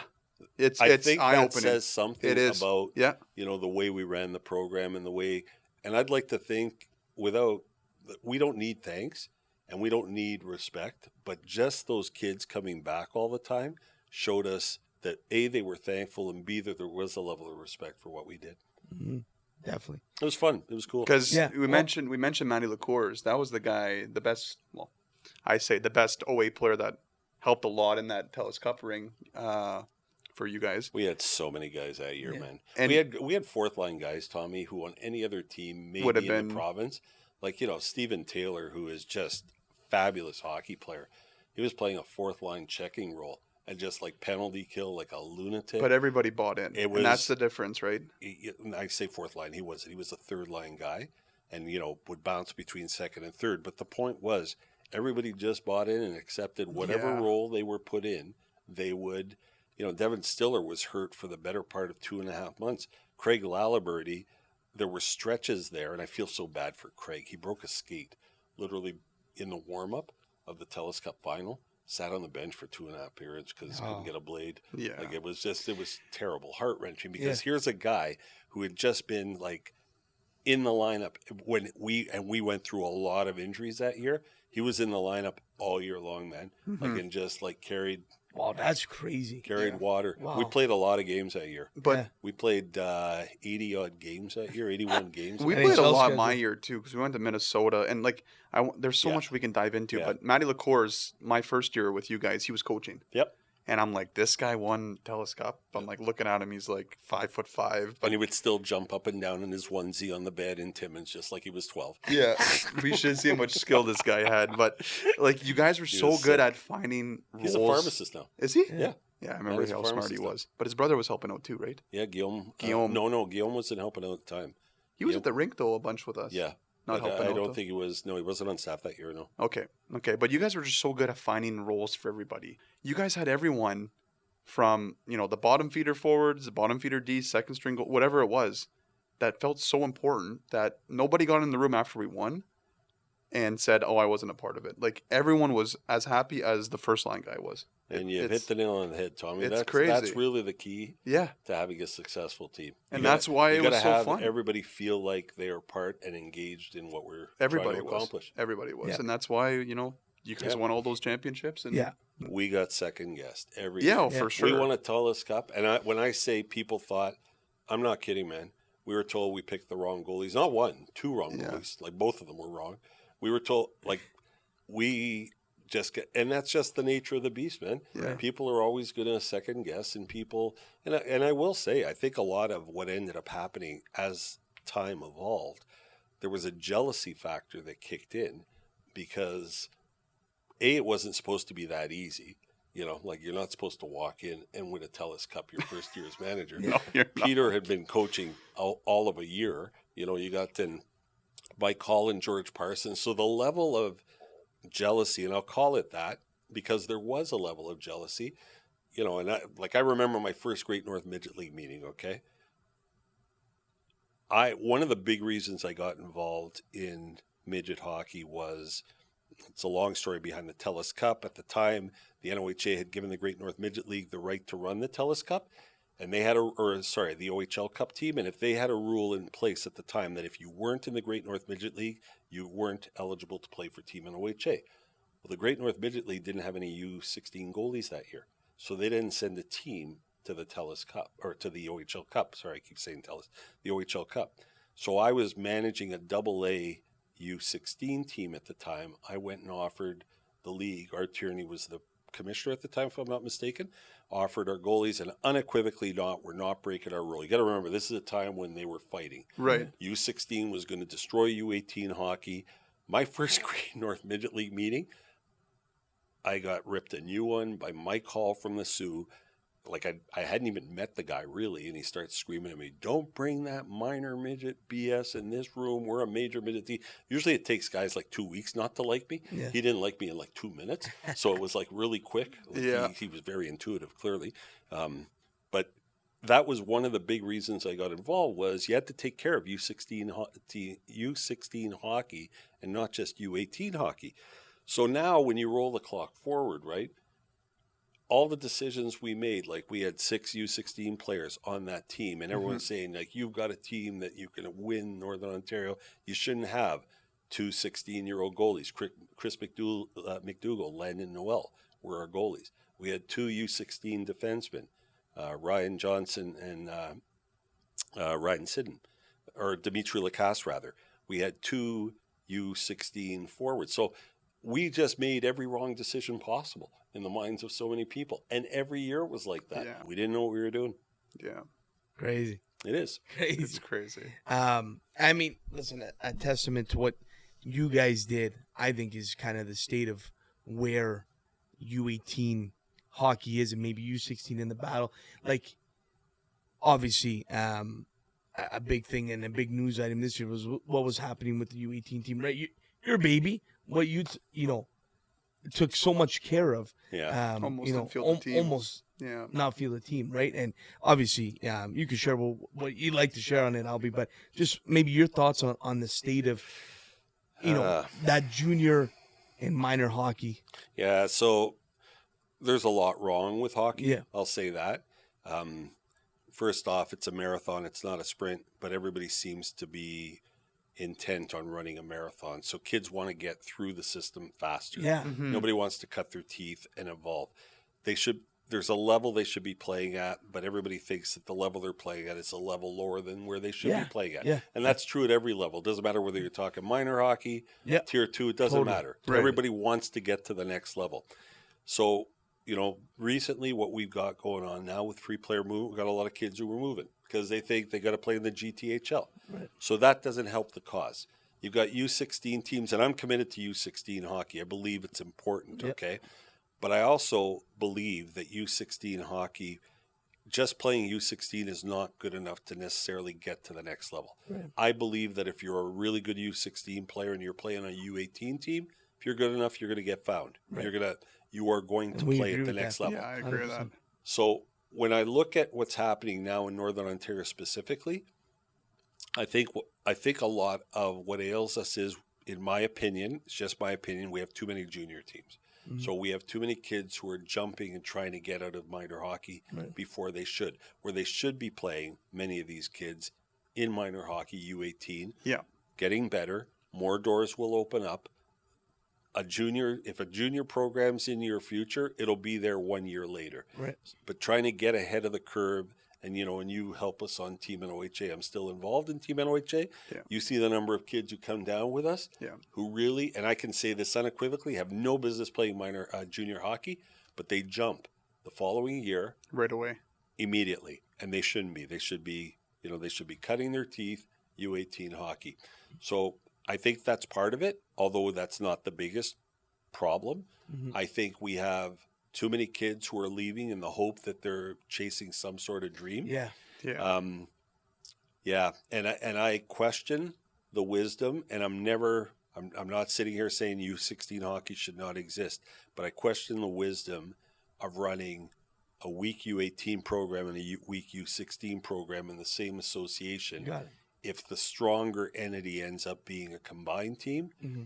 But I understand the pressures associations are under. I understand U16 is important. I understand all that thing, which is one of the reasons why I stayed involved. And again, one of the reasons I continue to be involved, trying to be Make it right. hopefully part of a solution as opposed to part of the problem. And when you look at what we've done with Team NOHA, and I say we, the league, myself, in conjunction with the NOHA, it's all about trying to put a platform in front of kids where kids are going to recognize that you don't have to move, and I can play in the OHL Cup. We had Jeff Turner, who's a director of the OHF, come up at our AGM this year, and he sat there and talked to our guys, our board, our AGM, and said, you guys are missing the boat here. You guys have one of 2 automatic bids into the OHL Cup. Oh, every time. We should be marketing down south to kids down there to come here. Yeah, 100%. Because if you're down there that's and a you're great- playing down there, you're not necessarily going to make it to the OHL Cup. If you move from Sudbury and move down there, you got to end up on the right team. If you don't end up on the right team, you don't end up playing the OHL Cup. Oh, it's a great point. And they have to fight in that league to get in. Well, the other thing is that league, I don't think parents recognize what they're up against. The money that moves the needle in that league in terms of how kids it's get crazy selected, now. It's in crazy. terms of how kids get playing time, power play, penalty kill. I can point to situations where a kid moves down there because they're going to play with a high-end kid, and they move down there in Major Bantam. Guess what? They didn't fit on the team as a minor midget age player because there's 4 kids, 2 coming in from Quebec to learn English, who are going to be in academies, and 2 kids who are going to bolt from Don Mills, and 2 kids who are going to bolt from the Young The Wild Nats. West over there. It is. It's Yeah. crazy. It's Yeah. crazy. Oh, it's insane. But I think you make a lot of good points on the state of especially U16 and U18 minor hockey, and I totally agree. And I think you guys are doing a really good job at you working with what you got, right? In a sense. Because Quebec is combined, is it not? Because when I was, still Ontario around. is the only province in the country that has U16 hockey. Got it. It's Yeah. interesting. People right? people always say, no, you're wrong. No, that's right. Yeah. There's no U6. You look at the TELUS Cup, you look at teams from Saskatchewan They that play in have the TELUS Cup. 5-6 U16 players, and Yeah. the best Yeah. ones. Yeah. Because I still remember that year that we were hosting, we went to Ottawa for a tournament, Yep. and we played a team from Quebec that was a very good chance to be like the winners of their division to play us.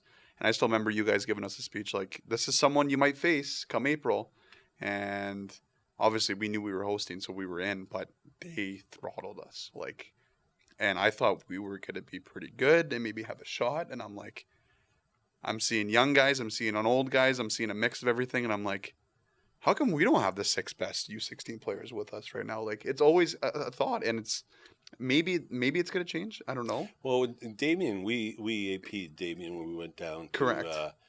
For your all Ontario. I would argue that he was one of the best players in the tournament. Yeah. Now, and he, ended up with an OHL career, ended up getting drafted, played the AHL. People always say, and it's easy, you look at somebody like Chitteroni, okay? Moved to Barrie. Well, look, he moved to Barrie and he got drafted, whatever it was, 3rd overall or whatever it was. Right. He was getting drafted no matter where he played, okay? That's just the reality. Yeah. I look more at the kids because I look at a kid like not, no disrespect to your team. No, it's okay. But if you would have stuck Damien on our roster, instead of having to play with you, playing with a real centerman, like, could you imagine what that would have looked like? Oh, I agree.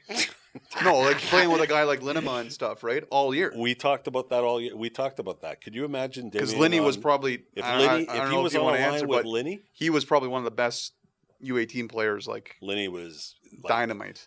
Hands, like just the softest hands. And we had the greatest games that U16 playing you guys. Those were the best games. Could you imagine Damien being on a line with Linny? All year? No, they would have. He would have had 150 points each. Crazy. Each of them. Seriously. Now, what does that do to his draft status? Here's a kid U16 Playing on up. a U18 team, and he's getting 4 points a game, and he would have. Yeah. Oh yeah, in your system and stuff. Yeah, it is crazy. Honestly, But it is. It's a debate that rages on, and I don't know what the right answer is. Yeah. Do you think it's close Well, though? I think you made make a good point too, Albie. I think it's dependent on the strength of the year. On the year. right? Like it's On the always year. going to change. I think year to year. Yeah. right? And that's, the one thing that really is difficult. The whole key to success is continuity, and this is Right. true, okay? Yeah. So if you got a U15 group looking at the next year and you're not fielding a U16 team in the association, now people start to panic because not everybody on that U15 team can play U18 hockey. Right. So this is where you start to get fragmentation. Kids are looking to leave. So it's a fine line. But there are years clearly, and I believe, this is my own opinion again, I believe that if you really want to expand the number of kids who are getting exposure at U16 hockey, what's wrong with saying the best 3 kids maybe should be playing on a U18 program and creating 3 more spots at U16? Definitely. Yeah. Like Totally. you can do both. It's got a without better decimating one program. correct, Right. and it's got a better off like everything else around. It's got a better off high school hockey.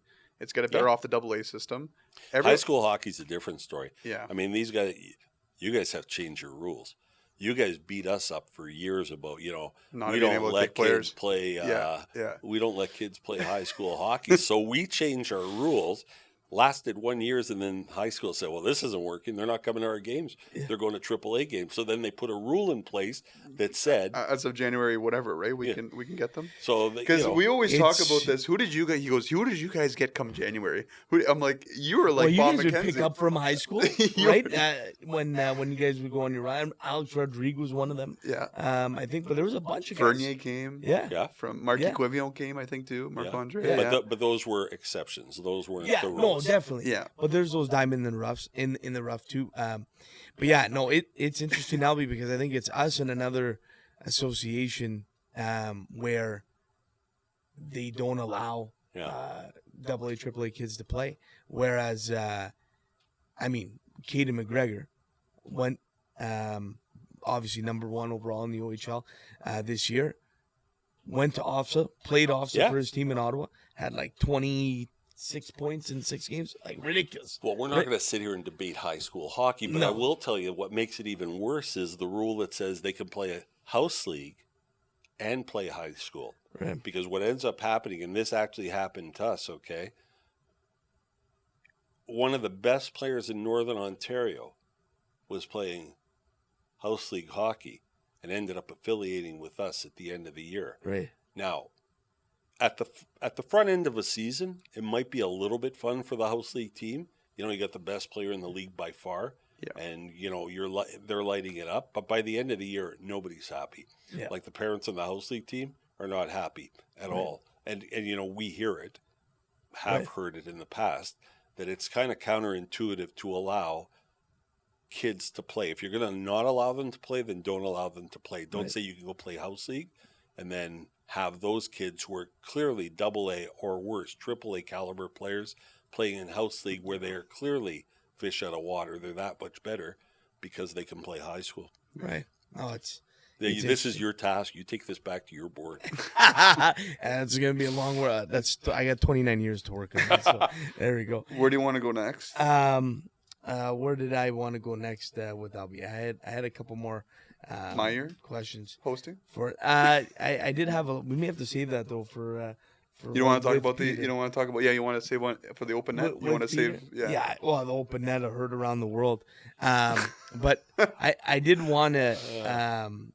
I didn't want to focus on the few. Actually, yes, this is the question I had for you.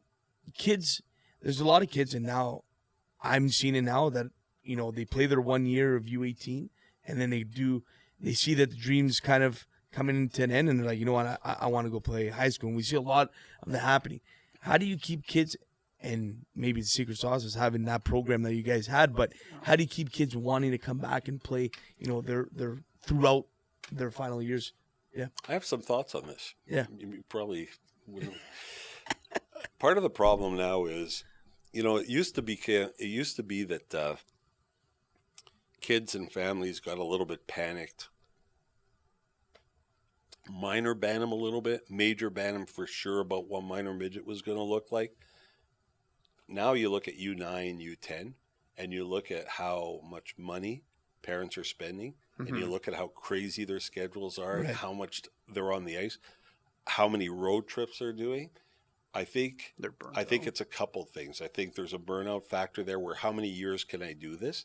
I think there is at some level a monetary factor where, when you start talking to minor Bantam teams where the bill to play a year is 40 grand, how many years can you do that? Like that's for one child. Can you imagine being 3 kids? 2, 3, 4 kids? No. Like, forget about, there's the money piece and then there's the other piece. How do I split up my family and actually give all my kids the same level of attention?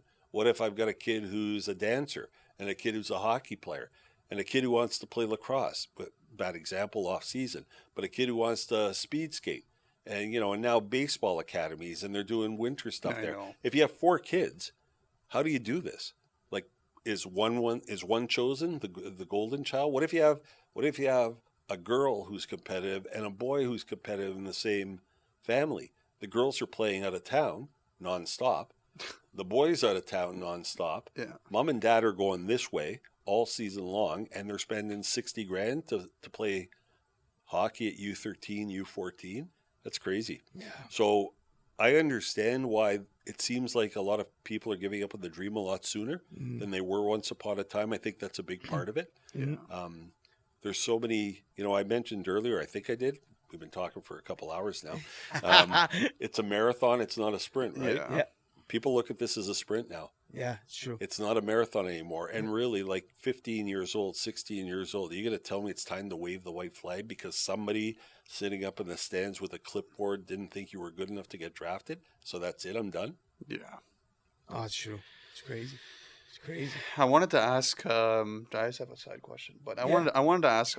After all those years, was there any player that you and Peter looked at tryout that maybe caught your eye and you didn't think was going to pan out and really, really did for you guys? Was there some I know, even dating myself back to when we were playing, we had just practice players instead of game players. Like there's many different players that you guys seen. Like, was there anyone that just took off and then that maybe you guys didn't think was going to get drafted or moved on? Like you mentioned Brazo, obviously you guys didn't coach him, but seeing him, was anyone eye-opening for you guys? There's a lot of those stories where you can look at certain kids, and I can say that a kid who like Jake Burton, didn't think he could skate and play at the level, effectively at the level because of his skating.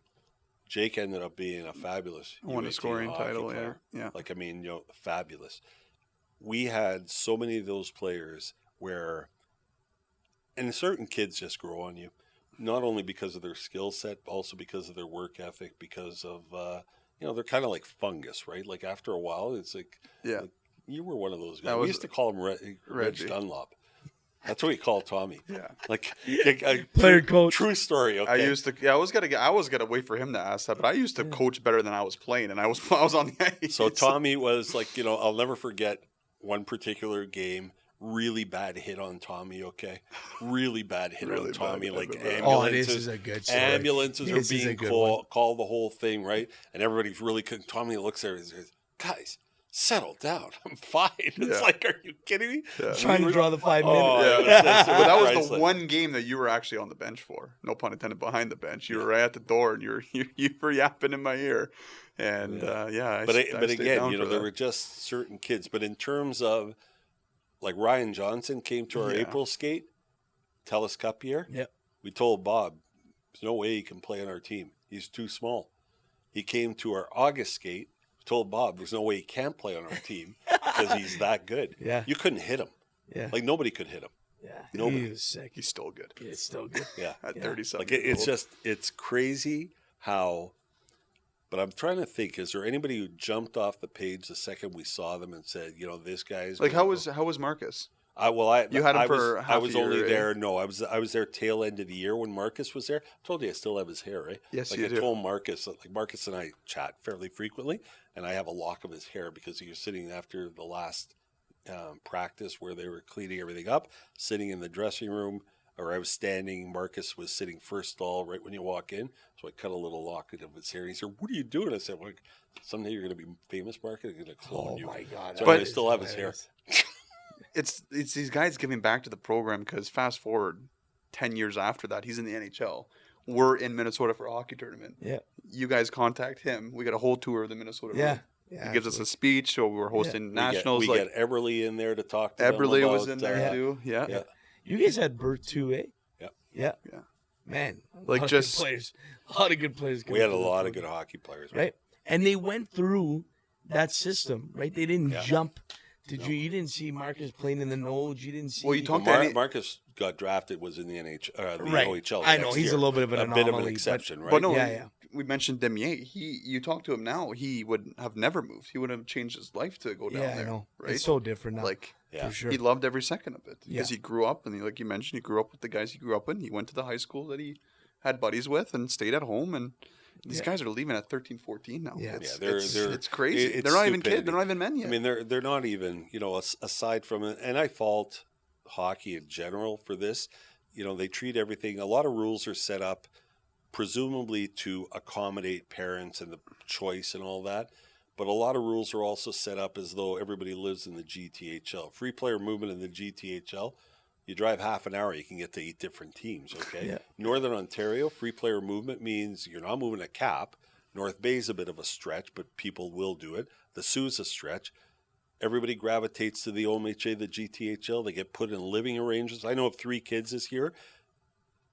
Who didn't make it through the first month of their living arrangements in the GTHL. Yeah. And what do you expect? Kids who Absolutely. are 15 and 16 They're years kids. old getting put into strangers' homes. Yeah. No, it's crazy. Yeah. but before we get into the Fast Five or Yeah, Dynamic Five, dynamic. You got some. I got some. I just got to wrap up because I was gonna bring it up with Peter when we have all 4 of us. But Yeah. I don't know if I've ever told you this story. Let's hear. And this one, and this alludes to you guys. And I mentioned to you on the phone this week that you guys made us better people rather than just better hockey players. It was just the way to try to bridge the gap between kids and adults, because that's what we were trying to do. Yep. We're trying to make them understand that although we were adults and we were authority figures and we had a set of rules, we understood what they were going through. And we tried to make it real for them. Yeah. We weren't just adults who were going to browbeat them to doing what we wanted them to do. It was about trying to build that trust and trying to make sure that they understood that we cared about them. Yeah, It's amazing, definitely. man. Definitely. It's amazing. Well, before we go to our dynamic 5 here, Abby, I guess maybe give us what the future looks like for you and maybe, Band back. Yeah, The band. maybe the band comes back together. But yeah, maybe Gives me yeah. goosebumps. What's the future look like for you in hockey? I don't know. Right now, I like what I do as commissioner. I wonder if there's a different role for me somewhere. I have some really specific thoughts about things that I think can be done better. The tough part about what I do now, the fun is the camaraderie of the team, being around the players, building bonds with staff and with players, getting to know families.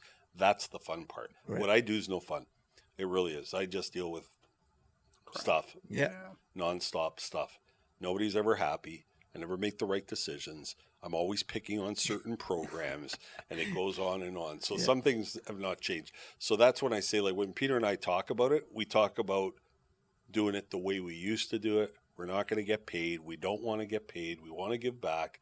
We want to try to build that sense. You know, the other thing that really bothers me, and this truly does bother me, I genuinely believe kids don't care as much about winning anymore as they do about getting drafted and moving on to the next step. Bang on. And I don't Bang understand that. Bang if on. you're not playing to win the game, why are you playing? Bang on. You're bang on. 100%. And I will take that. I think that's true in minor hockey. Oh, yeah. I think it's true in junior hockey. I think it's true everywhere. Yeah. Everybody's so worried about what's next. They forget to enjoy what's happening right now. Well, fast forward to the NHL. clip Look that at right look there. at the last couple winners, team winners. Looks like Florida plays for their coach, plays for the system. Yeah. Every guy on that team has a role, and that's why you guys won in 08. And it's hard to find that mix of everyone buying in, and that's So the when issue. we talk about putting the band back together, we talk about trying to put something back together with the love of trying to win the game, because that's why we play team sports. Right. It's the win. win. 100%. 100%. Yeah. That's why we 100%. coach. That's why you do. Damn right. Absolutely. But when we coached together, we had guys on that team that didn't cared about winning, right? For sure. So it's tough. It happens everywhere. Yeah. Yep. Definitely. Yeah. Definitely. Okay, so dynamic 5. Yeah. So 5 rapid fire questions Uh-oh. here. I'll be Shoot. whatever comes to the top of your head. Oh, let it rip no. here. Okay, what's your favorite rink to watch games in the north? In the north, my favorite rink to watch games. Maybe would- you know what's the warmest rink for you? Well, I was going to say it's a combination of comfort. You know where I really like watching hockey games? Coppercliff. Oh, I love see. coffee. I love Yeah. watching hockey games at Coppercliff. Yeah. Yeah. Okay, good answer. Who's your favorite NHL team and why? Chicago Blackhawks. Are you kidding me? I was born a Blackhawks fan. I came out of my mother's womb wearing a Hawks jersey. I remember crying 1971. Hawks lose Game 7. Montreal Canadiens. Still, oh my God. Like now I needed therapy as a result of this. I am diehard Hawks. Told Marcus might go down. Like I said, I'm thinking of going down to Minnesota. I'm going to come down when Chicago's there. Marcus there. I'm not going to take it personally. They don't. But it's like, you know. They actually Yeah. play tonight. Yeah, they do. Yeah. The Foligno face-off. Yeah. If you were to do this in any other sport, what would it be and why? Basketball. Basketball? Yeah. Okay. I love basketball. You love basketball? Yeah. I love baseball, Yeah. but I I, know you played do, yeah. basketball. Yeah. And yeah, I do it in basketball. Okay. Your go-to karaoke tune? Do I have to sing it? No. No. Give us a song. What do you like? What do you listen to? So I'm kind of torn. Like We've traveled together. He just rocks a serious Yeah, accent and stuff. I, Like it's I'm kind of a new wave guy. I love New Order. okay. Really like New Order a lot. Love U2. Love Coldplay. I mean, yeah. you know, I do a mean Diana Ross. There it is. And the last one, Whitney Houston. Oh, Whitney Houston. And Not quite the high note. Look at him. Favorite Subway restaurant? Favorite Sudbury restaurant. Wow. Let's see who we can get free ads to today. So oh, the vast amount of Tony V. I am Italian, and I gravitate to Italian food. Okay. I prefer to cook my own Italian food, and I do love to cook. That's my number one favorite thing to do all time, like outside of hockey, outside of watching my grandkids, stuff like that, cooking. So, in order, if I'm going to go vegan/Mexican, Tuco's, Di Gusto Italian, hot pot place closed, so no more hot pot. Now I have to make my own hot pot. Love Vespa. Yep. Love Pepe. You love Vespa too. eh? Yeah, I love Vespa's Vespa. great. Love Pepe. Pepe Panini. So yeah, I like food. I'm a foodie. There you go. Foodie, there you Food's go. good. Food's there you good. go. I love it. Before I want you to wrap it up, but I just have a side question quickly. Did you ever think that you'd be here in a room with us, and let alone me, when you guys coached me getting interviewed right now? I wanted to ask that. Tommy, the first time I actually met, do you remember the first time we met? No, I actually don't. You don't remember? No, I don't. I remember going to that practice and sitting on a That's chair our in that first time room. we met. So I don't remember then.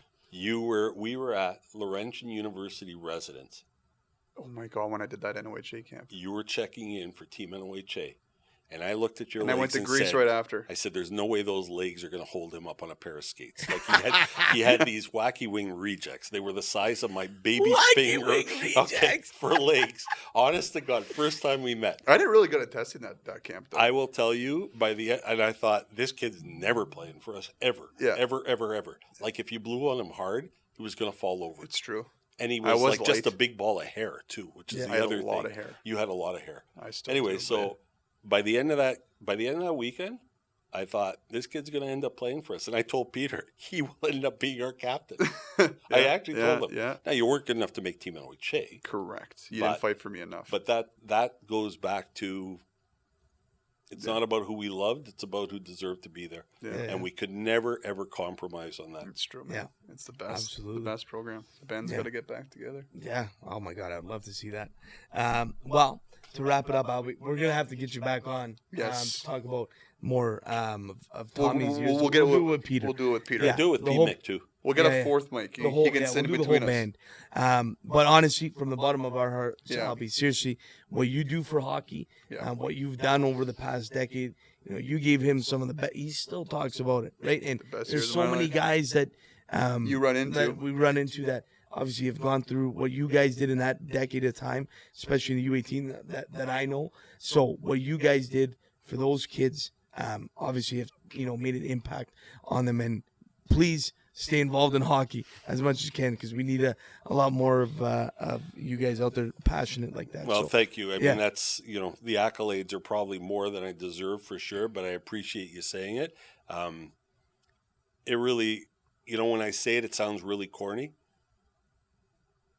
But when I look at what we do and what we're trying to do, we want to try to make this better. And that's not to say the people who are doing it now aren't trying to make it better, but we want to try to make it better for another generation, which is circle back to why we're thinking of putting the band back together.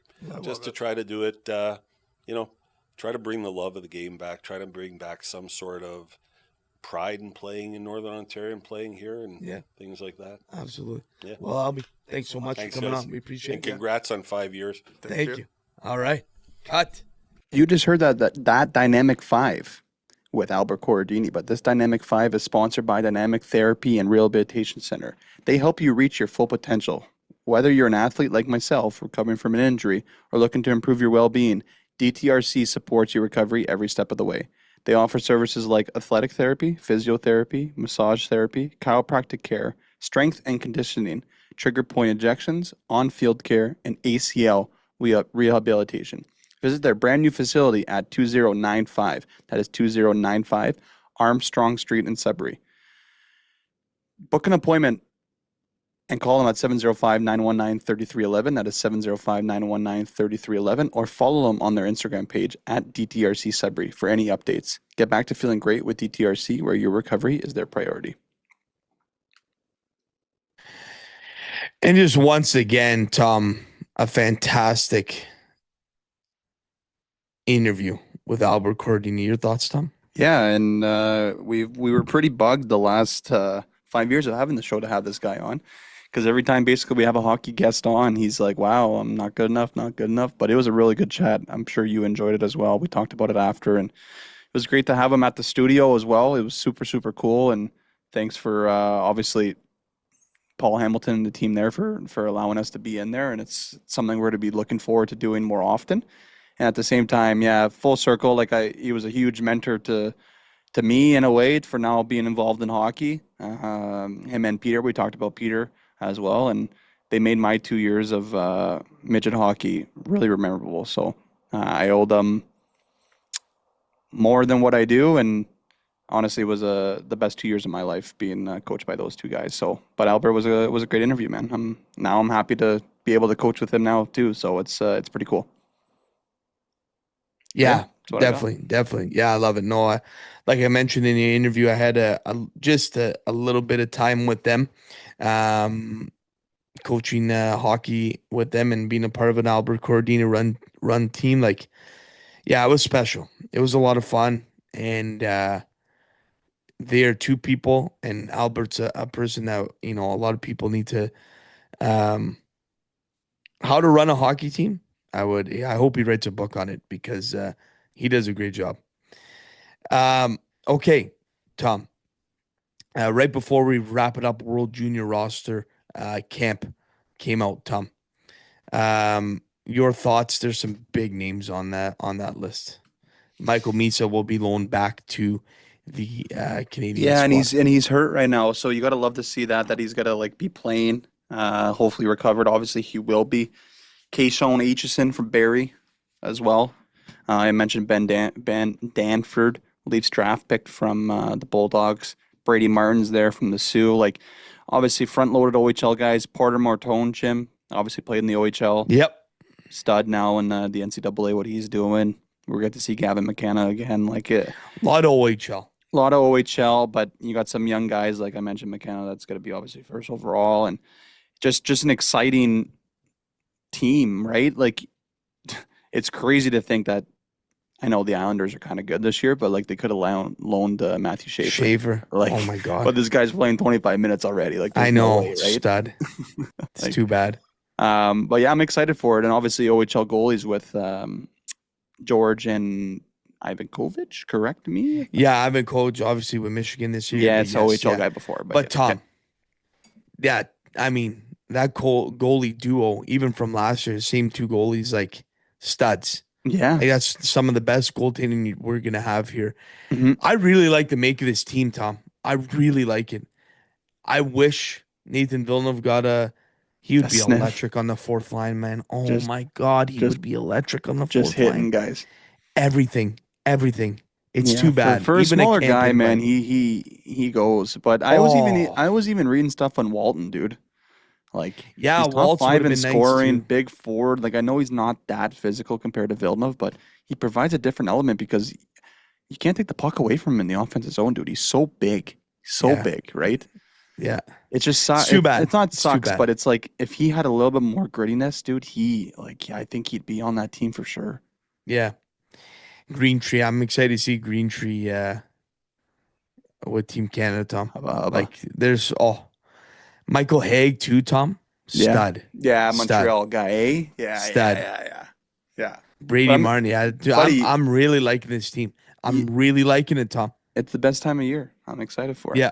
It's coming around the big corner. time. Yep. Anything we missed, Tom? Any we missed? Yeah, we missed. We've been on for about an hour now. You're rocking a new lid. Yeah. I just wanted early- to change it up here. Early Christmas gift. I've never seen you wear that. But I bought this in Minnesota. I think I've worn it twice. I was gonna say. I wanted to pay homage. It's been almost a year since we've gone to Minnesota. Yeah, Moose is hurt right now too. It's tough to see. One of the best. I know. One of the best trips to LA, Tom. Best trips, bud. Just don't get in an Uber Like, with what a Roberto. blast. Yeah. Absolutely. Go Vikings! They had a big win yesterday. Yeah. 9, baby. It's all about 9. If JJ McCarthy can figure JJ. out how to pass to my boy JJ Jefferson. Yeah. Yeah, that'd be good. But hey, The other JJ. I don't think I'm gonna be last in fantasy though, so I don't care anymore. That's good, Tom. That's good. Yeah, I know you were sweating there for a bit, so hopefully it all works out. All right, folks. Well, hey, that's going to do it here for week 224 of Behind the Bench. Thank you all for tuning in. We love y'all, and we will see you for 225. Ciao.